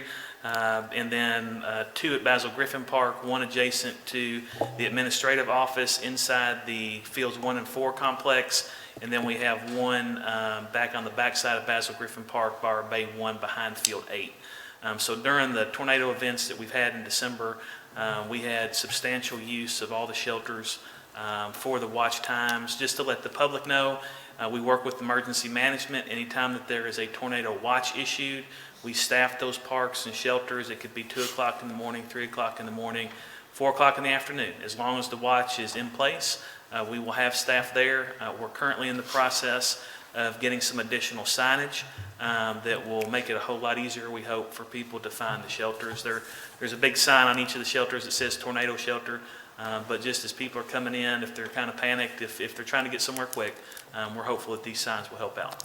Yeah, I'm sure they will, and an important thing that you brought up is in regard to, you have staff there when or as soon as a tornado watch has been actually announced. Not as soon as the media says there might be one sometime tonight or someday. But it's when when we actually notify people that there is a tornado watch. Yes, sir, that's correct. We work with Ronnie, EMA, Emergency Management, and then we look at the National Weather Service resources, and we have a pretty good feel for that. We watch the Storm Prediction Center. Ronnie and Travis do a good job, and we usually get staff to site within 20 to 25 minutes from the time of a watch being issued. It's not for severe thunderstorm watch. That's a lot of questions that we get is, are they open during severe thunderstorm watches? They're not. It's only just when a tornado watch is issued. It is open and ready for the public. We had individuals this past weekend in the shelters for 4 or 5 hours, and that's what they're for. They're kind of no thrills. We do have water in there. We have some disaster kits that our staff has, and our staff is there to make sure everybody's safe and sound, and we appreciate the public using them, and they'll be there for public use whenever we have tornado watch. Thank you so much, Chris. Okay, we have a motion and a second. Yes, Do we sir. go ahead and call the roll? Esquire Cummings. Yes, ma'am. Esquire McWhorter. Ma'am. Esquire Lawrence. Yes, ma'am. Esquire Gorman. Yes, ma'am. Esquire Payne. Yes, ma'am. Esquire Young. Yes, ma'am. Okay. All righty. Item number 13 is to approve determination in the amount of $6,500 to Builders Association of South Central Kentucky to renew the Cornerstone Partnership. This is paid for through Stormwater Management. Motion. McWhorter. Okay, that was a motion by Squire Lawrence, second by Squire McWhorter. Discussion or questions? Please call the roll. Esquire Cummings. Yes, ma'am. Esquire McWhorter. Ma'am. Esquire Lawrence. Yes, ma'am. Esquire Gorman. Yes, ma'am. Esquire Payne. Esquire Young. Yes, ma'am. Next item is to approve first reading of Ordinance 2201, rezoning property located at 0 Rich Pond Rockville Road from agriculture to residential estate containing approximately 3.36 plus or minus acres and presently owned by Billy J. Bell. Motion. Motion by Squire Lawrence, second by Squire Gorman. Discussion or questions? Please call the roll. Esquire Cummings. Yes, ma'am. Esquire McWhorter. Ma'am. Esquire Lawrence. Yes, ma'am. Esquire Gorman. Yes, ma'am. Esquire Payne. Yes, ma'am. Esquire Young. Yes, ma'am. All righty. Next item is to approve emergency determination in the amount of $3,839.94 for 2 laptop computers and 2 monitors to Best Buy for the FEMA Recovery Operations Center. This is eligible expense for reimbursement to Warren County. Motion by Squire Cummings, second by Squire Young. Discussion or questions? Please call the roll. Esquire Cummings. Yes, ma'am. Esquire McWhorter. Ma'am. Esquire Lawrence. Yes, ma'am. Esquire Gorman. Yes, ma'am. Esquire Payne. Yes, ma'am. Esquire Young. Yes, ma'am.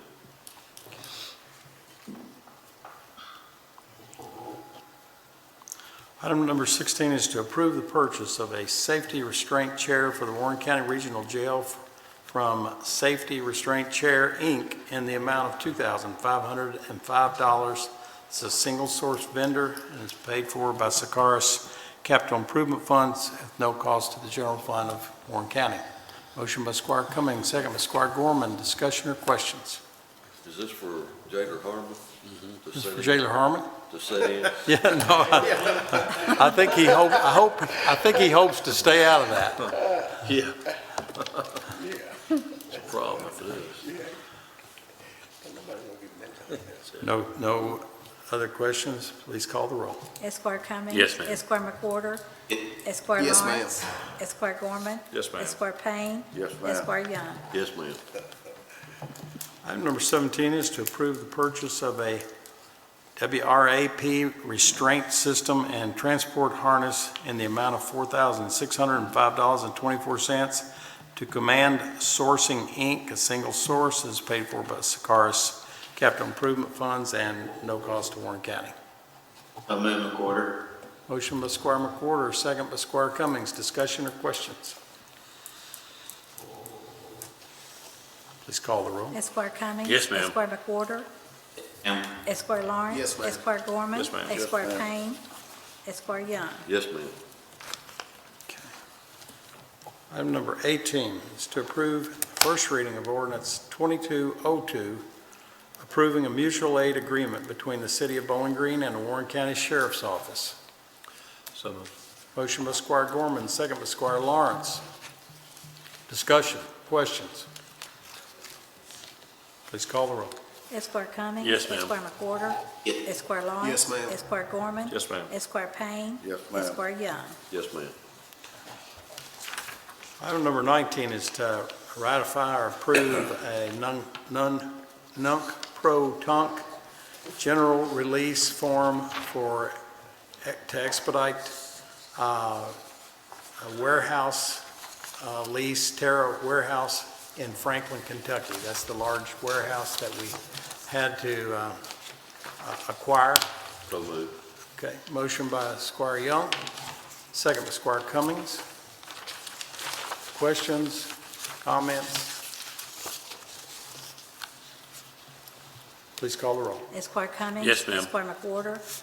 Ma'am. Esquire Lawrence. Yes, ma'am. Esquire Gorman. Yes, ma'am. Esquire Payne. Yes, Esquire Young. Yes, ma'am. Okay, and just for the record, this is also, I believe, reimbursable to Warren County on any cost that we have. At least we hope it is. But the point is, we had to have it for the donations and contributions that were coming in kind from literally all over the country. We filled up the Disaster Recovery Center almost immediately. And this was an absolute necessity. And we were lucky to find it because there really isn't any warehousing anywhere in Warren County.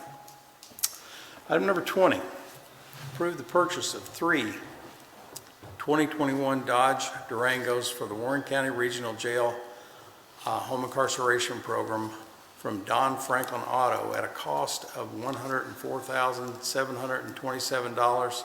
These vehicles will be paid for through the Warren County Regional Jail canteen account at no cost to the general fund of Warren County. So moved. Motion by Squire Gorman, second by Squire Payne. Discussion or questions? There's a lot of candy bars. Yeah. Please call the roll. Please call the roll. Esquire Cummings. Yes, ma'am. Esquire McWhorter. Ma'am. Esquire Lawrence. Yes, ma'am. Esquire Gorman. Yes, ma'am. Esquire Payne. Yes, ma'am. Esquire Young. Yes, ma'am. Item number 25 is to ratify or approve nunk-pro-tunk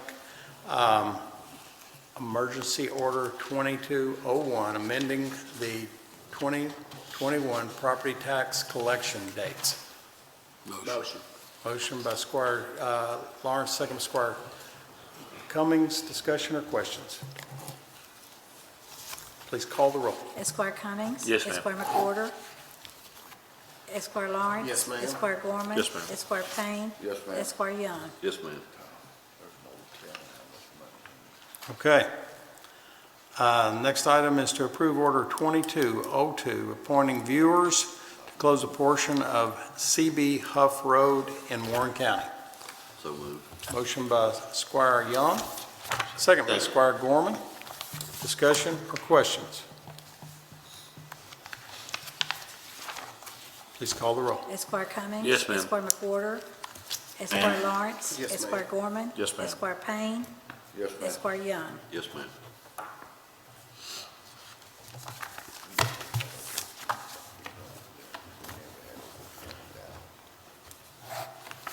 Item number 23 is to approve the purchase of 2 55-gallon drums of PathGuard disinfectant to be used throughout the park system and the FEMA disaster site at the old Sears building in Greenwood Mall from Robert Raybold, Inc.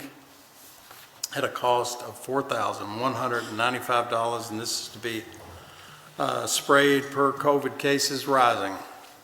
Everyone understands that. Motion by Squire Gorman, second by Squire Lawrence.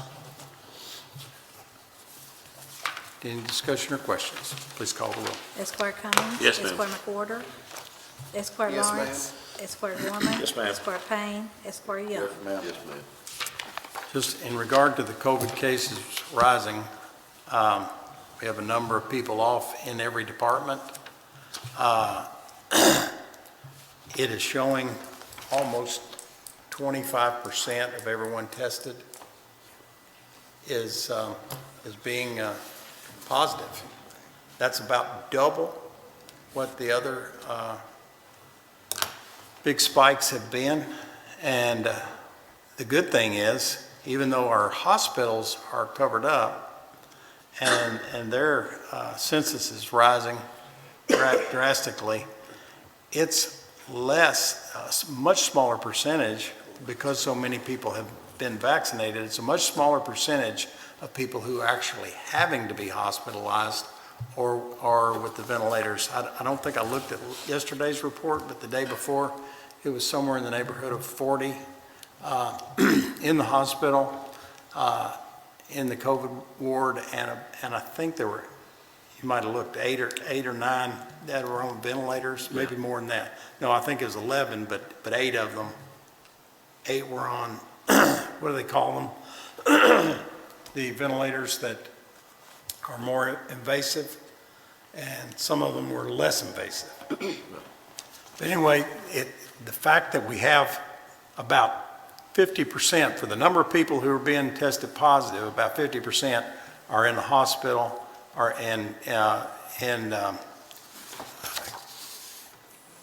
intensive care, or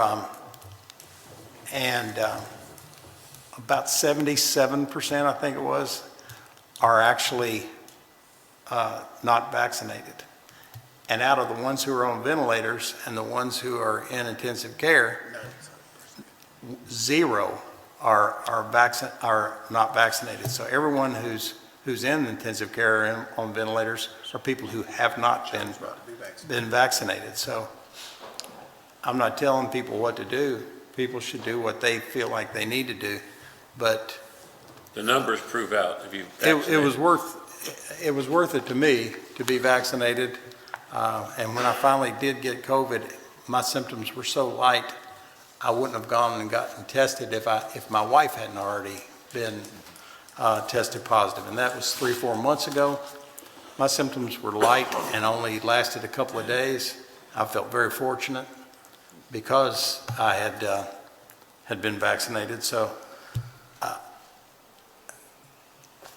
I believe in it, but I believe also that it's your right to choose to go be vaccinated or not. So I'm not trying to twist anyone's arms. I'm just saying I think it's beneficial. It certainly was beneficial to me. Judge, that positivity rate that you mentioned of those people being tested is here, 25%. Yeah. Parts of the country where that positivity rate is over 75% of the people being tested. That's incredible. Be careful where you go. Yeah, we have extraordinarily good health care in our community and in our region, and we're very proud of it. And we have a lot of people who are conscientious about taking care of their health. Judge, one thing on that PathGuard thing should be made aware. That's a single source supplier for that PathGuard disinfectant that goes in there. That is, just want to make that. You're right, and that is a single source. So I appreciate you bringing that to my attention. Okay, we have a motion and a second. We already called the roll? No, we haven't. Esquire Cummings. Yes, ma'am. Esquire McWhorter. Esquire Lawrence. Yes, ma'am. Esquire Gorman. Yes, ma'am. Esquire Payne. Yes, Esquire Young. Yes, ma'am.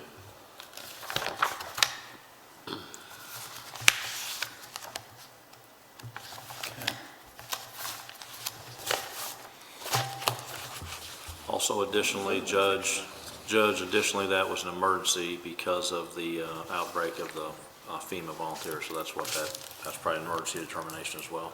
Yeah, we need to put that to record as an emergency, but it was also the fact that it was indeed a single source provider needs to be put to record.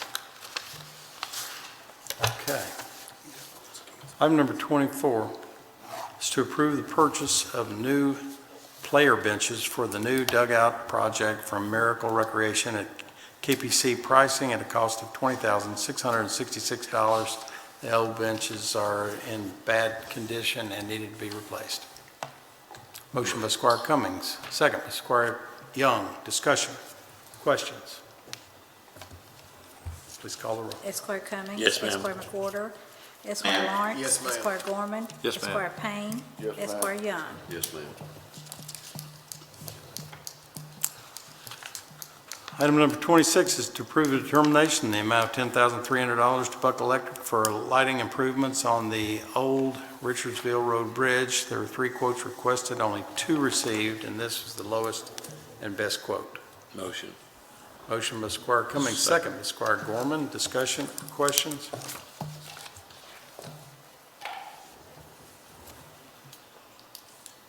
Please call the roll. Esquire Cummings. Yes, ma'am. Esquire McWhorter. Esquire Lawrence. Yes, ma'am. Esquire Yes, Gorman. ma'am. Esquire Payne. Yes, Esquire ma'am. Young. Yes, ma'am. You skipped 25. Okay, item number 25 is to approve emergency repairs to the HVAC system at Moore Park in the amount of $1,821 to USA Comfort Systems, contracted maintenance provider, rotolock fittings replaced, and the refrigerant nitrogen added. Motion by Squire Gorman, second by Squire Payne. Discussion or questions? Please call the roll. Esquire Cummings. Yes, ma'am. Esquire McWhorter. Esquire Lawrence. Yes, ma'am. Esquire Gorman. Yes, ma'am. Esquire Payne. Yes, ma'am. Esquire Young. Yes, ma'am. Item number 26, to approve termination in the amount of $10,300. Oops, nope. Approved interfund transfers. Hold it, now this, That's right. pardon me? That's right. Okay, approve interfund transfers for Warren County. So moved. Motion by Squire Young. Second by Squire Payne. Discussion, questions? Please call the roll. Esquire Cummings. Yes, ma'am. Esquire McWhorter. Esquire Yes, ma'am. Lawrence. Yes, ma'am. Esquire Gorman. Yes, ma'am. Esquire Payne. Yes, ma'am. Esquire Young. Yes, ma'am. Item number 28 is to approve the Hadley Volunteer Fire Department's second quarter financial report. Motion by Squire Young, second by Squire Lawrence. Discussion or questions?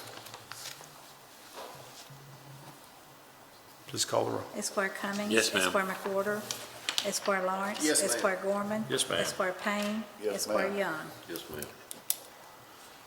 Item number 29 is to approve the 211 report for December 2021. Motion by Squire Lawrence, second by Squire Payne. Discussion or questions?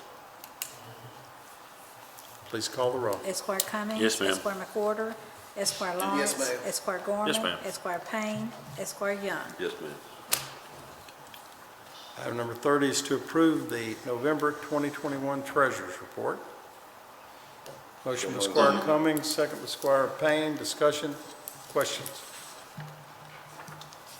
Please call the roll. Esquire Cummings. Yes, ma'am. Esquire McWhorter. Esquire Lawrence. Yes, ma'am. Esquire Gorman. Yes, Esquire ma'am. Payne. Yes, ma'am. Esquire Young. Yes, ma'am. Next item is to approve prior year exoneration for Georgia Pacific Consumer Operation LLC in the amount of $70,617.90. So moved. Motion by Squire Gorman, second by Squire Payne. Discussion or questions? Let's call the roll. Esquire Cummings. Yes, ma'am. Esquire McWhorter. Esquire Lawrence. Yes, ma'am. Esquire Gorman. Yes, ma'am. Esquire Payne. Esquire Young. Yes, ma'am. Yes, ma'am. Item number 32 is to approve agreement with the City of Bowling Green, Warren County, and Crowd South for a full-service marketing, communication, attraction, and recruitment campaign for workforce participation. Motion. Motion by Squire Lawrence and second by Squire Payne. Discussion or questions? Just, I don't see a cost here. Is there been a predetermined cost, or is that yet to be determined? Did you not get that in your contract? Okay. It's to be split 50/50. I think it's on page 2 Okay, I just didn't see the or total. 3. Got it. You got it? Got it. It's about 125 per city and county. It's maybe, I think that's the cap, but it's, I think it's broken down in 3 or 4 different costs.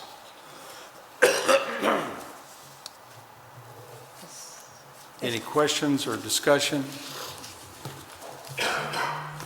Everybody got everything you need? Please call the roll. Esquire Cummings. Yes, ma'am. Esquire McWhorter.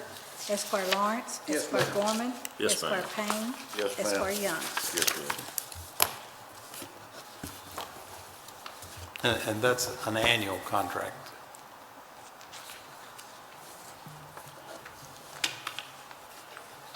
Item number 33 is to approve termination in the amount of $1,626.85 to Dell Computers for a new laptop to replace an older Optiplex tower. This is a KPC pricing contract. So moved, McWhorter. Motion by Squire McWhorter, second by Squire Payne. Discussion or questions? I can't believe no one's asking what an Optiplex tower that we're replacing, but I guess it doesn't matter since we're replacing it. Yeah. Thankfully, you don't have to answer, Judge. Please call the roll. Esquire Cummings. Yes, ma'am. Esquire McWhorter. Esquire Lawrence. ma'am. Esquire Gorman. Yes, ma'am. Esquire Payne. Yes, ma'am. Esquire Young. Yes, ma'am. If I were to ask that question, could you answer? That's the reason I was asking. Yeah. Let's say, All right, item number 37 is to approve the claims. Will the treasurer please present the claims to court? General Fund, $711,252.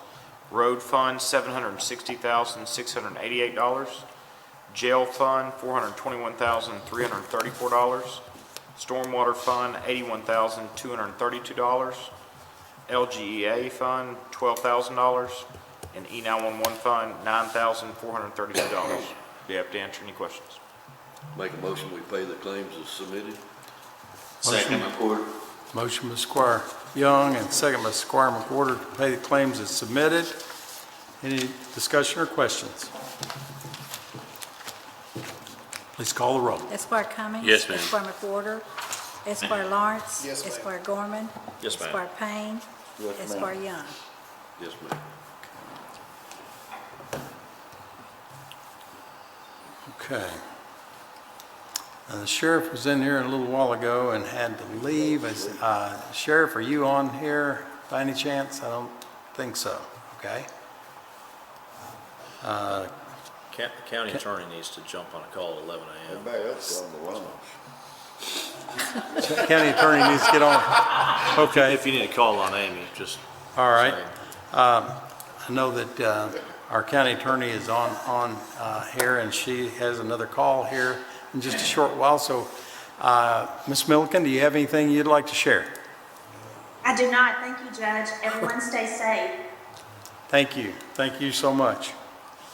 She's not. You stay safe. Anymore. Okay. Not county. Ms. Yates is, don't think is on here. She was really busy and trying to man the phones. A lot of people are uncomfortable driving today, and they should be. and I think she's somewhat shorthanded.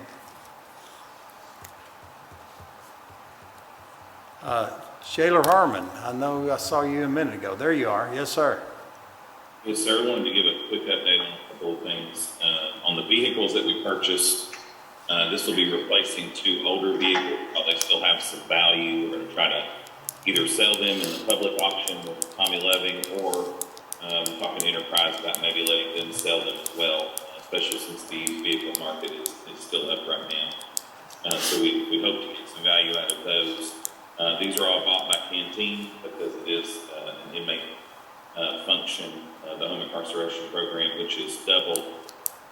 In 2021, the amount of inmates and money generated from home incarceration doubled from 2020. And so we're glad that the courts are using that as an option for inmates that are safe to be in the community on home incarceration, but that also means each one of the entities that do home incarceration have about 40 people to monitor. And so we've got 3 deputies that do that, not full-time, but they're able to monitor these inmates, but they also need a vehicle in case they have to respond at any time to their residence or their workplace in that monitoring. And so that's what the vehicles are for. We still have 1 road crew out, still picking up trash. Now they've switched over to ice and snow and salting the last 2 days. But we do have 1 road crew out. We've picked up a ton of trash last year, and we'll continue. We're still about 15 or 16 entities short. And so at some point in hopefully this year, we can get recruitment under control and try to retain employees so that I can restore the other 4. So we've been working short. We also were affected by COVID, have had several outbreaks since March of 2020. And we have a few cases now in inmate population, but also in our staff, what little staff we have left. So that's an update from the jail. I'd be happy to answer any questions that you might have. Any questions? Anyone for Jailer Harmon? Thank you so much, Stephen. Appreciate it. Mr. Moore. Just want to say a couple things, Judge. Since Mr. Jailer Harmon is so full of cheer and good news, I do want to just say thanks to his folks, his crews, James Markram and his crews, Chris and all his staff, and our road department staff on another winter weather emergency that we've responded to. It's been a tough year for the road department. We had new leadership, a lot of new policies, new equipment, COVID, tornadoes, and now a snowstorm. And honestly, I could not be more proud of those guys and gals. Just attitude is wonderful. And so you all should all know that you've got a good bunch down there. Very, very thankful for them. Also, just to reiterate a little bit from what was the beginning, those meetings, those public forums for the solid waste franchise, encourage everybody to be there. A lot of good information will come out of that. And remind the solid waste committee, those that are a part of that we are still meeting Monday morning, 9 a.m. at the Public Works office. A couple magistrates and some that are private citizens on that committee as well. So, you got any other questions for me? Any questions for Mr. Moore? I have to tell you, you're exactly right. The road department's done a fantastic job, but we are so fortunate that we have literally every other department chipping in and doing a big part of what it takes to make the streets, parking lots, sidewalks, and everything safe for the public. And I don't know what we'd do without them. At 7 o'clock last night, when our road crew's going home to sleep, I go out and James and his guys and some of, I believe some of Stephen's folks are out working on county parking lots, and then come in this morning at 5 to bring the road crew in, and I see Chris's guys already out here working around at our buildings at 5 a.m. So, it's a lot of dedication, hard work that sometimes doesn't get acknowledged as much as it should. So, yeah, appreciate it. Great. Thank you so much, Josh. And speaking of people we're thankful for, Mr. Comer? Thank you for all your work and all the help that all your staff has been working on. Your folks have been really out busting their tails, not only through the snow, but and getting things cleaned up from that, but throughout the tornado and in regard to COVID. And I'm just amazed at how much you all have been working on. No, I just want to reiterate what Josh said is, well, I think we have some of the best county employees. I'm kind of biased. I think we have the best park staff in the state of Kentucky. I think you all have heard me say it before, but working with Ronnie, Travis, Josh, the entire team, Steve and James, everybody, I mean, it's a great team to be a part of, and when everybody pitches in, it just makes every effort that much better. I appreciate all the staff that's helped out with storm recovery. Our staff, without being asked, as well as everybody else, pitching in and doing things, and everybody helping to the fullest extent. And we do have quite a few people out sick right now, and we wish them well. Everybody's doing pretty good, and we just want everybody to be safe. And thank you all for continuing to have a great team, and thank you for letting us be a part of it. Thank you. Mr. Moore? And I'm sorry, one more thing, and I don't know if the court knows, Bruce Basham works for our road department. His wife passed away Saturday night, early Sunday morning, some time frame there. There is going to be a 2-hour visitation from 10 to 12 tomorrow morning, J.C. Kirby Broadway, and then a funeral at noon.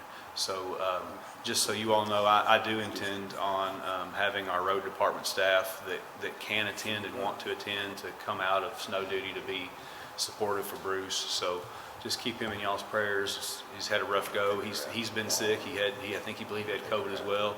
So he's had a rough year. And so just y'all keep him in your prayers and say hi to him if you can.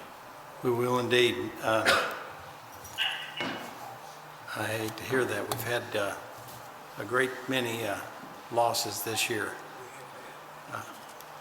and last year. But I wanted to just say, and I think all of you all already recognize this, but Chris said we've got a great bunch of county employees. I can tell you, when I came up from my basement the night the tornado hit, by the time I got to the front door and discovered that every light in town was out, and that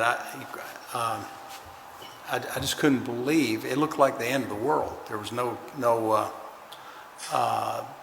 moon, stars, anything showing. It was just black outside.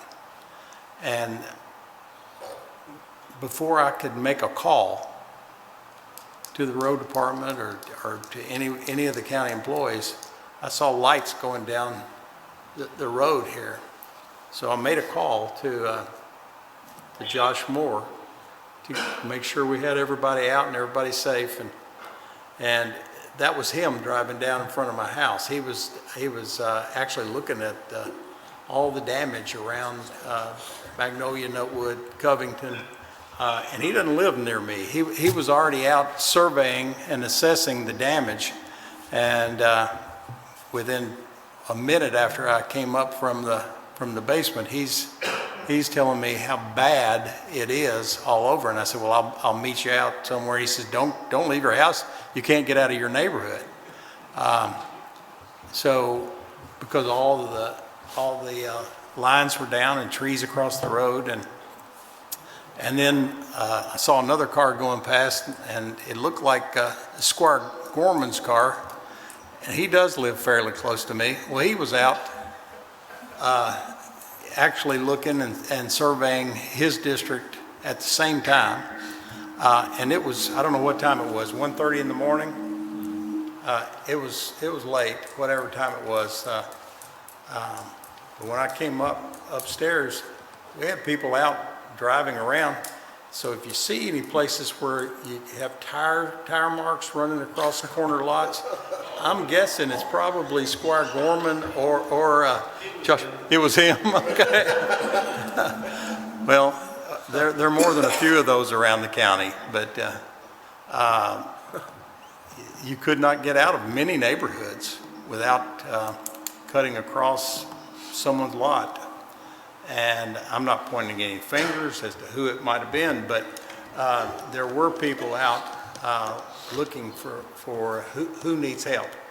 And those same people were out the next day helping people, as most of you all were, and have been ever since December 11th. Anyway, thank you all, and thank all of our public works, parks, our maintenance people, our stormwater division. Everybody has been out really busting their tails to help other people. I appreciate it. I know they do too. Speaking of people who are out busting their tail to help other people, Ronnie Pearson, the Emergency Management Director, is on, I see. Good morning, Judge. Good morning. I'd like to echo what Chris and Josh have also mentioned. It's truly been a team effort for the last month. We thought 21 would maybe slack off, but 22 started off with some excitement as well. But it's been definitely a true effort. Last night I was able to sit down and actually gather up some data, and I sent out to you guys last night. We're still dealing with a lot of unique problems and issues. We created a housing task force to look at the issues of how we're going to deal with this long term. But the numbers are there. Over 3,300 people have registered in Warren County for FEMA assistance. We've still got about 200 plus families and individuals in motel rooms that we're trying to make accommodations for on the long term. So it's unique to our community, historic, but everybody's came together. I can't thank everybody, of the volunteers to elected officials, all the staff personnel that's come to help make workable for the citizens. And I just wanted to take an opportunity to say thank you to everyone that's been a part of it. I think you, Ronnie, all your staff has been, it seems like you're there 24 hours a day. I know you can't be, but every time I'm out there, all you guys are there covered up and communicating with people and trying to help people. One of the things that you brought up is the 3,300 people registered with the FEMA. When you say 3,300 people, is that 3,300 property owners, 3,300, if there's 7 people in a household, are they included as 1 or 7? There's 3,300 registered. They can represent a single individual or a family of 4 or 5. But there are 3,333 that have registered as of today. Of those, we've had over 800 actually come to the old Sears building and sit down one-on-one and talk to one of the agencies. So if you effectively put 2.5 cents number to that, you're looking at 7,500 individuals that's been affected at least. Yeah, it's and the biggest portion of them, I'd say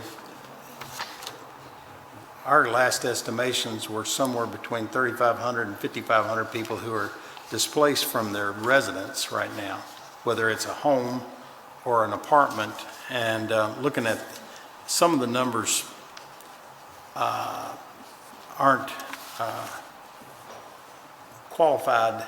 I mean, they may be accurate, like when you say 169 homes or 169 residents, many of those are apartment complexes too. So it's more like 500 residences who are out either in hotel rooms or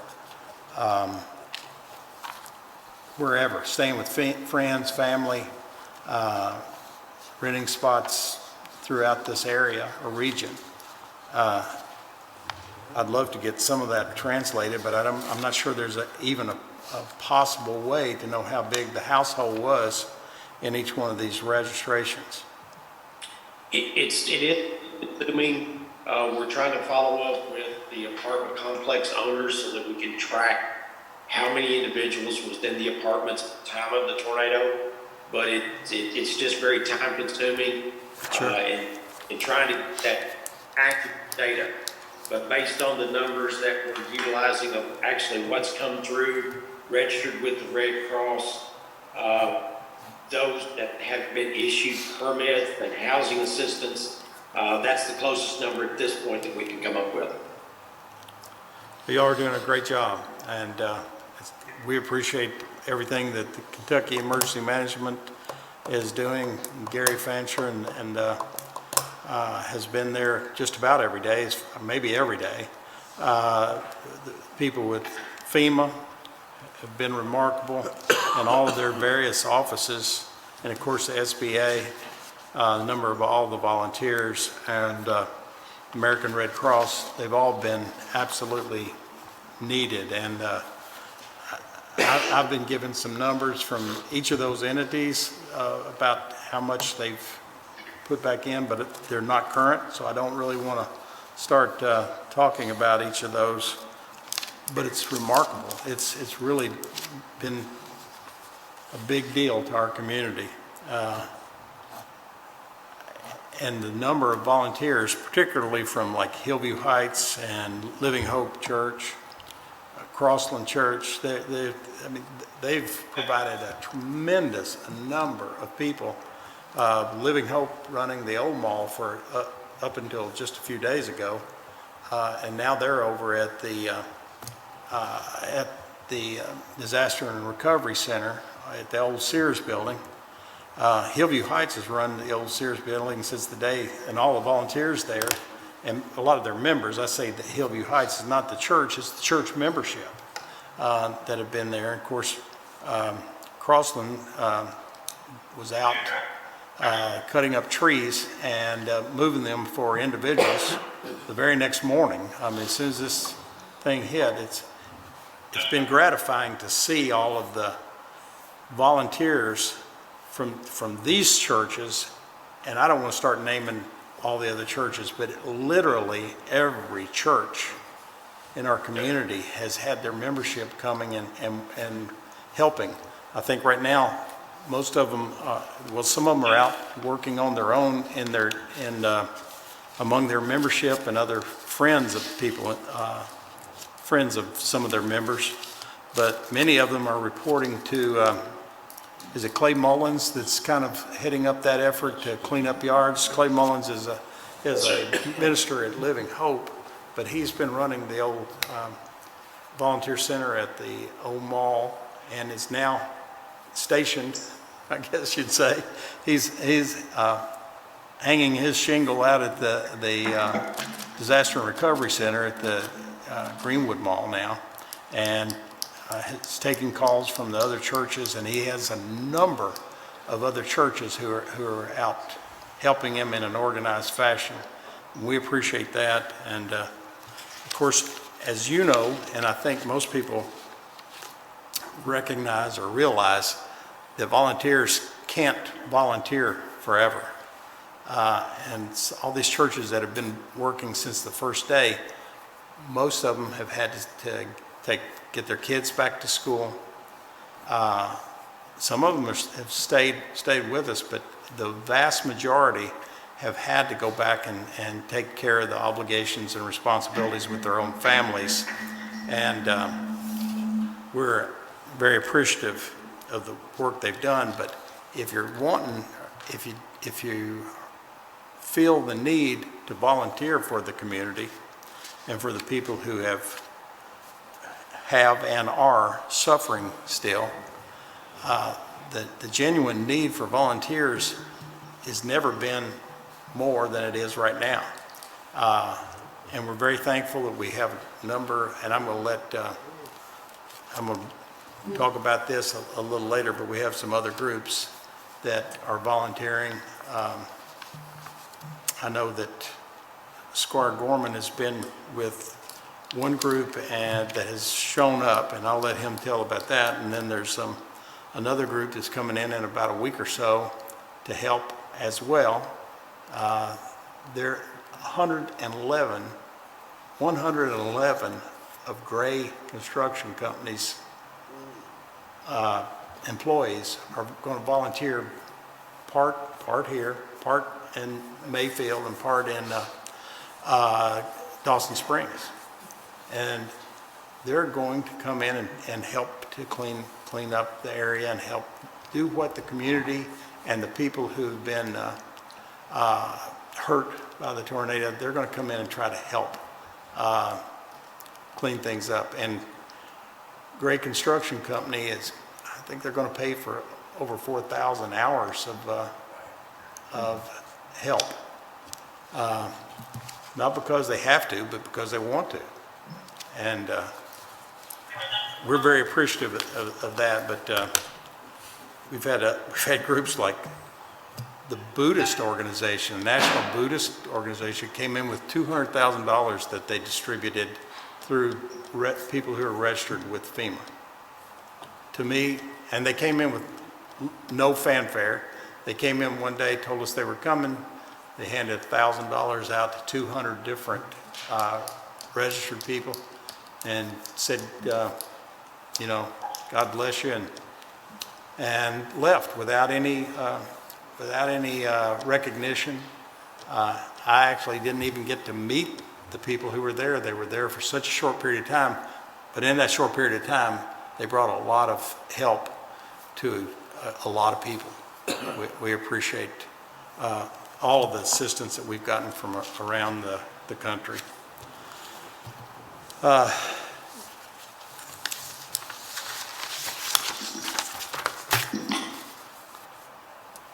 don't want to pull a filibuster here, so I'll just move on here to, is Tommy Loving on? No. Nope.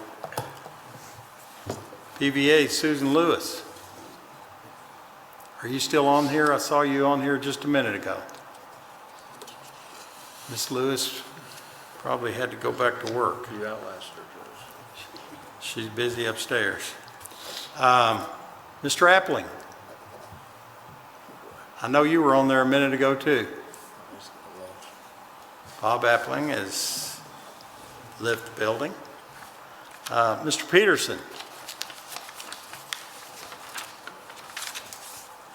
Trying to get unmuted there. Yes, I'm here, Judge. Just got a couple of things for you all to consider. One, I just want to make everybody, I guess, aware of fraud. Somebody was nice enough to apply on behalf of my wife for FEMA assistance and Small Business Administration assistance.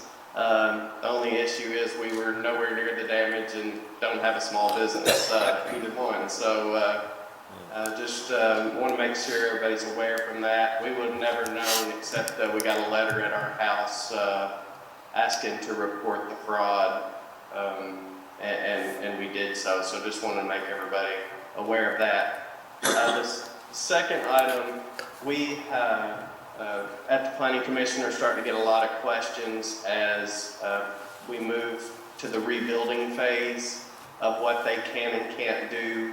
A lot of the businesses and homes that were hit were in our older parts of the community, older parts of town, especially on the bypass and Russellville Road.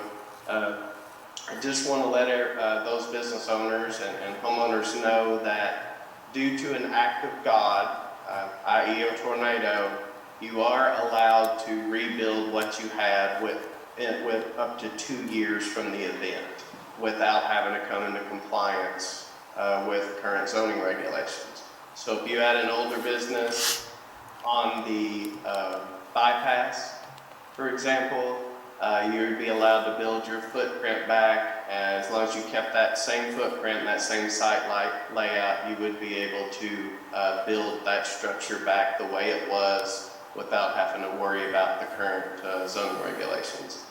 Anybody has any questions on any of that, please call our office. We'll be happy to help you get back up and going, either in your business or in your home, as fast as possible. So I just wanted to bring that to your all's attention.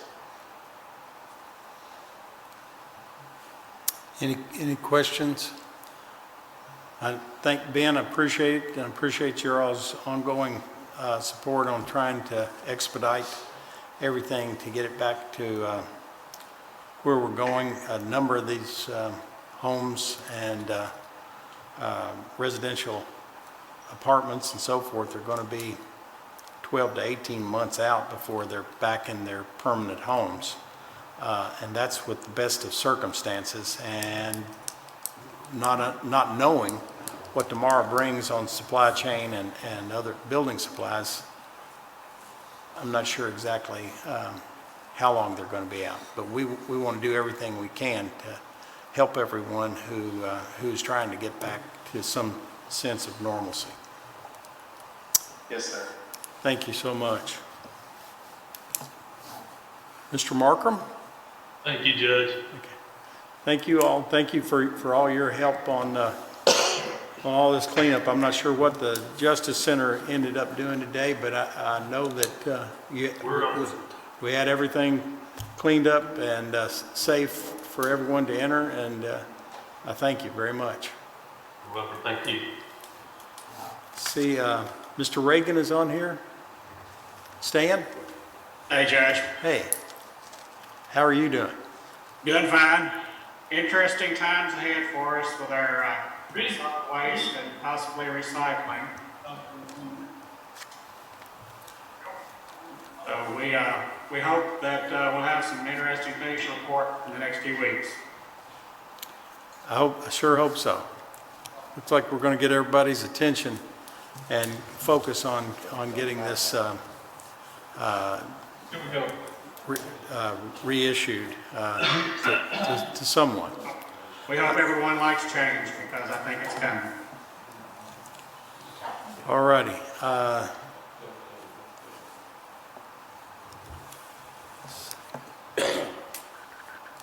See, Mr. Appling is not on here, right? Correct. Okay.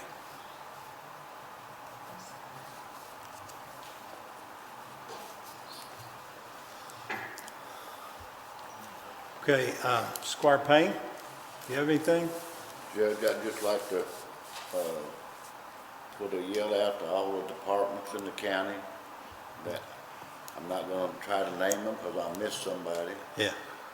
But this whole thing here has gone way beyond a neighbor helping a neighbor. This is people helping people from everywhere. Yeah. And it's just been a God-blessed thing here. It really has. It really does. It kind of, at a time where we're all wondering about the future, what the future brings, with everyone at each other's throats for politically and over any type of disagreement. Yeah, this type of thing. There's nobody walking around asking if you're a Democrat or Republican. That's right. They're just asking you if you need some help. They want to help. It kind of restores your faith in the future for humanity. So I'm very, very, very gratifying to see this happen, see the response from this terrible thing that's happened. Squire Lawrence? Yeah, Judge, I just wanted to say thank you one more time to all the volunteers, all the people that donated, all the help that came in from all the way across the United States. We'll never be able to say thank you enough, to be honest with you, because it was something it's moving, really. If you were out there amongst it, seeing what all was going on, it was something so remarkable. And it's hard to believe that there's that many good people and that much good stuff going on out there, man. But I was so proud to be a small part of it. I'm really proud of Doug Gorman, too. He's took a lead role in trying to organize that Franklin facility down there. And I went down there with him one day, check it out. Looks fantastic. Everything's coming along really well. The National Guard had some people down there volunteering to help out. It's really nice. But that's all I've got, Judge. Thank you, Squire Lawrence. Squire Gorman? Judge, just I think reiterating, what type of employees we have, including James Markram here in Warren County. It was not muted, but what a great group of employees that we have. They have been out. They've never asked how long, whatever, they've just rolled their sleeves up and got it done, and it's been fantastic. I think we've seen some of the worst, the 10th and 11th might have been some of the worst days in Warren County's history from a damage and from standpoint. But what that showed us was the greatness of our community in Warren County, and it has been fascinating. Tom talked about this Franklin situation, and we were so overrun with donations.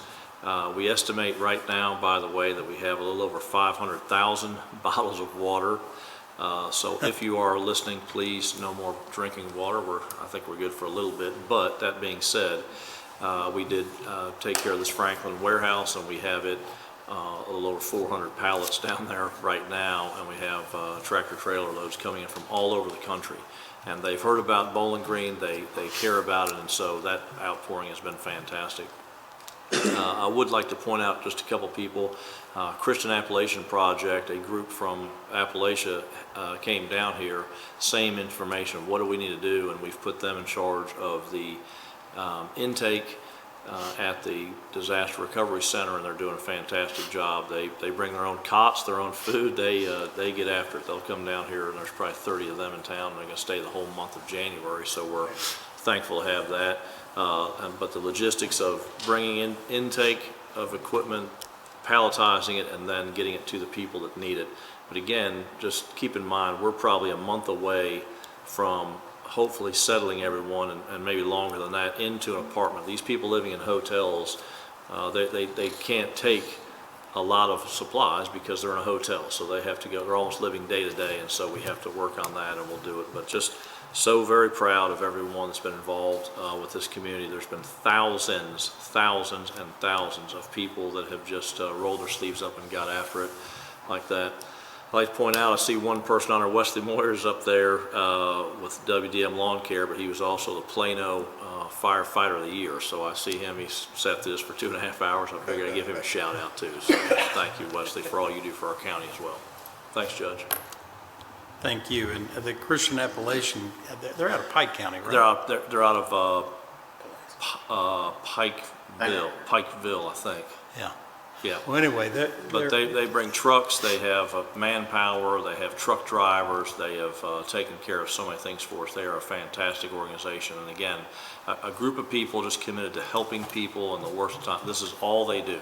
They go to disaster recovery things and help, and that's what they've done, and they've committed to be here for the entire month of January. We're very, very excited, and they couldn't have come in at a time where we needed them more. So we're very appreciative of what they're doing for us. They're experienced at this and have worked on these types of, I don't know exactly these types, but they've worked on disaster recovery efforts in different parts of the country, not just in Kentucky. About 8 states, really.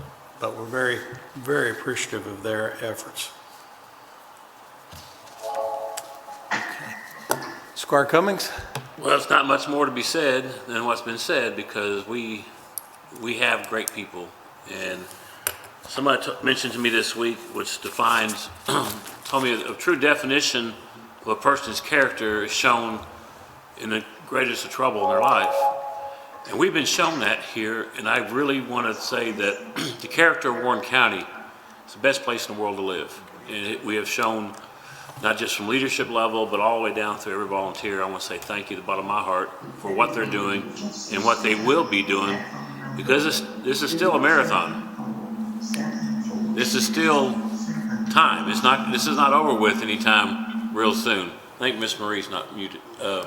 But again, it goes back to the character of our community has hopefully shown the rest of the world how much of a wonderful place we live, and neighbor helping neighbor, people helping people. And I just want to just encourage them to keep it up, because, like I said, the marathon, we're in mile 3. We got a lot more to go. And I want to thank those who've done so far and those who will step up in the future. And one last special shout out to Ronnie Pearson. People don't realize how valuable he is and what he's done and how he's kept things calm and moving forward and so forth. So I want a special shout out to him for his work. And we all, when I say those leaders, I'm worried about the mental aspect of our leadership, because it does get tiring, it does get wearing. So we need to check on each other to make sure everybody stays good and healthy mentally, because it is a challenge. So thanks again, Judge, and would not like to live anywhere else than Warren County, Kentucky. So Thank you so much, and I feel the same way. You know, we've got hundreds of people in hotels that are American Red Cross, and others are paying their bills now, but we're looking at opportunities for more temporary, long-term housing, not permanent housing, but and the state is actually looking at recreational vehicles to park at a place where they have sewer hookup. There are very few places that, other than the homes that they left, where we may be able to do that. But so we're looking at the potential for being able to park them at their front lots, where they can keep an eye on their homes and their belongings, but they can also hook right into that septic system. We've talked with BGMU and the Water District about the potential for that. I think they're going to be able to work on that. I believe Mr. Peterson with Planning Commission has said that they can work around that as well. So that's a potential for a longer term temporary housing to try to get them some normality and get them back out of hotel rooms or staying in someone's basement or their garage in some cases. We actually found people that were living in their cars so they could stay close to their belongings. And we were glad to get them in hotels. I guess that was a move up, but it was 29 degrees and people were, sleeping out in their cars.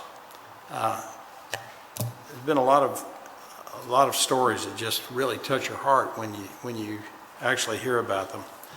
Right now, we need certain things. As far as if someone wants to make donations, certainly cash donations are the easiest to make sure you get the exact things you need. If someone wants to make in-kind donations, right now we need things like laundry detergent. That's one of the things that's asked for most often that we run out of and can't get enough of. Laundry detergent, personal hygiene items, soap, shampoo, that sort of thing. And we're at a point where people who are staying in a hotel they can't warm up food. They're looking for perishable, non-perishable foods like canned foods. Well, but people want to bring other things too. If it's not perishable, if it's perishable foods, it's difficult for us to distribute and give them out. But even when they get canned foods, they don't have access to a microwave. So just coincidentally, I was telling people we need microwaves. And it's like this in so many cases. We get a truckload of merchandise in, we don't know where it came from. We know which general area it came from, but we don't know if it came from Mark or Ron or Doug or who. And someone coincidentally sent in a truck that had some small microwaves and some slow cookers and things like that. But the three appliances that we could probably use if anyone wanted to make those type of donations are the small refrigerators, like you'd keep in a dorm room or whatever, and a small microwave, slow cookers be fine. But those type things can be used in a confined space, which is where most people are right now. So, and then later, we'll have genuine needs when we get people into more permanent housing. We'll have genuine needs for other types of appliances and things that we could help people with. But for now, those are about the only things that we really could use in the way of appliances. Do you think of anything else, Doug? Well, gift cards are always, Yeah. right now is a good thing. So cash or a gift card to, whether it's a Visa One or to some department store where they can find the exact things they're looking for. Yeah. As far as cash donations, appropriate place as far as our community is concerned. Of course, you can send your cash donation to anywhere that you think it will do the most good. But the United Way of Southern Kentucky has agreed that every single dollar that's donated through this tornado fund with the United Way will go to the Bowling Green, the affected people in Bowling Green, Warren County. And they've been very good about that. They're not taking any type of administrative fees like most people do. It's 100 cents out of every dollar will go back to the people. And so the website is www.uwsk.org. www.uwsk.org, and that's United Way of Southern Kentucky. And just donate it to the Tornado Relief Fund, and every single dollar will come back to Bowling Green, Warren County. Let's see here. Squire Young, you have anything that you'd like to? Thank you, Judge. I would like to send out condolences to Bruce Basham. And remember that family, his wife passing, Bambi White Basham, this week, unexpectedly. So the kids and grandkids, remember these individuals, especially Bruce. Bruce has been a long time employee of the county and a dear friend of mine. So. Well, our thoughts and prayers are with him and his family, and I know it's a terrible, terrible thing to happen at any time of year. But certainly our thoughts and prayers are with Bruce. We had someone from Edmonson County who was helping us at the EOC with registration and keeping up with all of our needs in emergency management. And Ronnie may want to tell you more about it, but one of the ladies and her husband that were working at the EOC, they both went home one day not feeling well. His wife passed away, and she'd been working out there right alongside Ronnie and Travis for some time, and certainly our thoughts and prayers are with the Massey family. Ronnie, did you have anything you wanted to say about that? I think Ronnie and Travis were both pallbearers at the... Judge, she was the wife of Terry Massey, which is the EM director for Edmonson County, and since day 3, they've been there helping us work the disaster, take care of the people. And his wife decided to come, and she had time. She said, I want to help as well. And unfortunately, came down with sudden illness and passed away. And we're a family. It's our second family. We work together closely, usually in the worst of times for people. And so our hearts and prayers go out to Terry and with their families and in this time of loss. But we do appreciate the sentiments. So everyone, if they can pass on a few prayers. Thanks, Ron. Okay. I saw the sheriff came back in, but he had to leave again. Pardon me? You too? Rex. Esquire McWhorter, how are you, sir? Hey there, I wasn't sure I'd get out of my driveway this morning, so I did Zoom since you gave me the option. I do want to pass on something. LiveHopeful.com, if people are in need of getting some trees cut, that kind of thing. I had a little lady that needed help. She went on to that website, and the next day they had come to her and got her trees moved down to the road. So LiveHopeful.com, that is the Living Hope website. All right. Thank you so much. Yeah, and thanks to everyone. It's been tear jerking to what folks come in and help and do. We do need volunteers out at the Sears, the disaster center, to shop for folks and put stuff up. There's never enough volunteers out there. So if you can help, come and join us out there. Yeah, and he's right, there's never enough people there for the people who need help shopping, for what they need. Rex has been out there, just about every day, and I appreciate all your help, Rex. I appreciate the time that you've given to that effort. Well, it's the least I can do.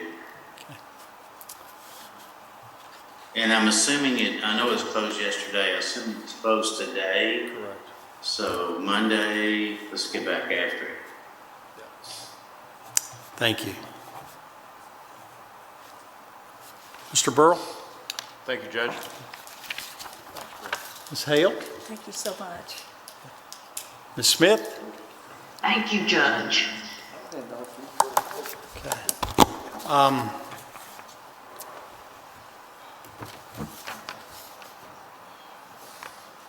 See here, our next fiscal court meeting is Friday, January 21st, 2022, 9 a.m. Right here. And this, but that is 3 meetings away. We have 2 other meetings, and one is more of a public hearing. It's the 18th, I believe that's a Tuesday. Yes, sir, Tuesday. At 6:30 p.m. right here. And the other one is Wednesday, January 19th at 9 a.m. right here. So please plan on being here for those 3 meetings, and I will plan to see you then, if not before. Is there any other business to be brought before this group?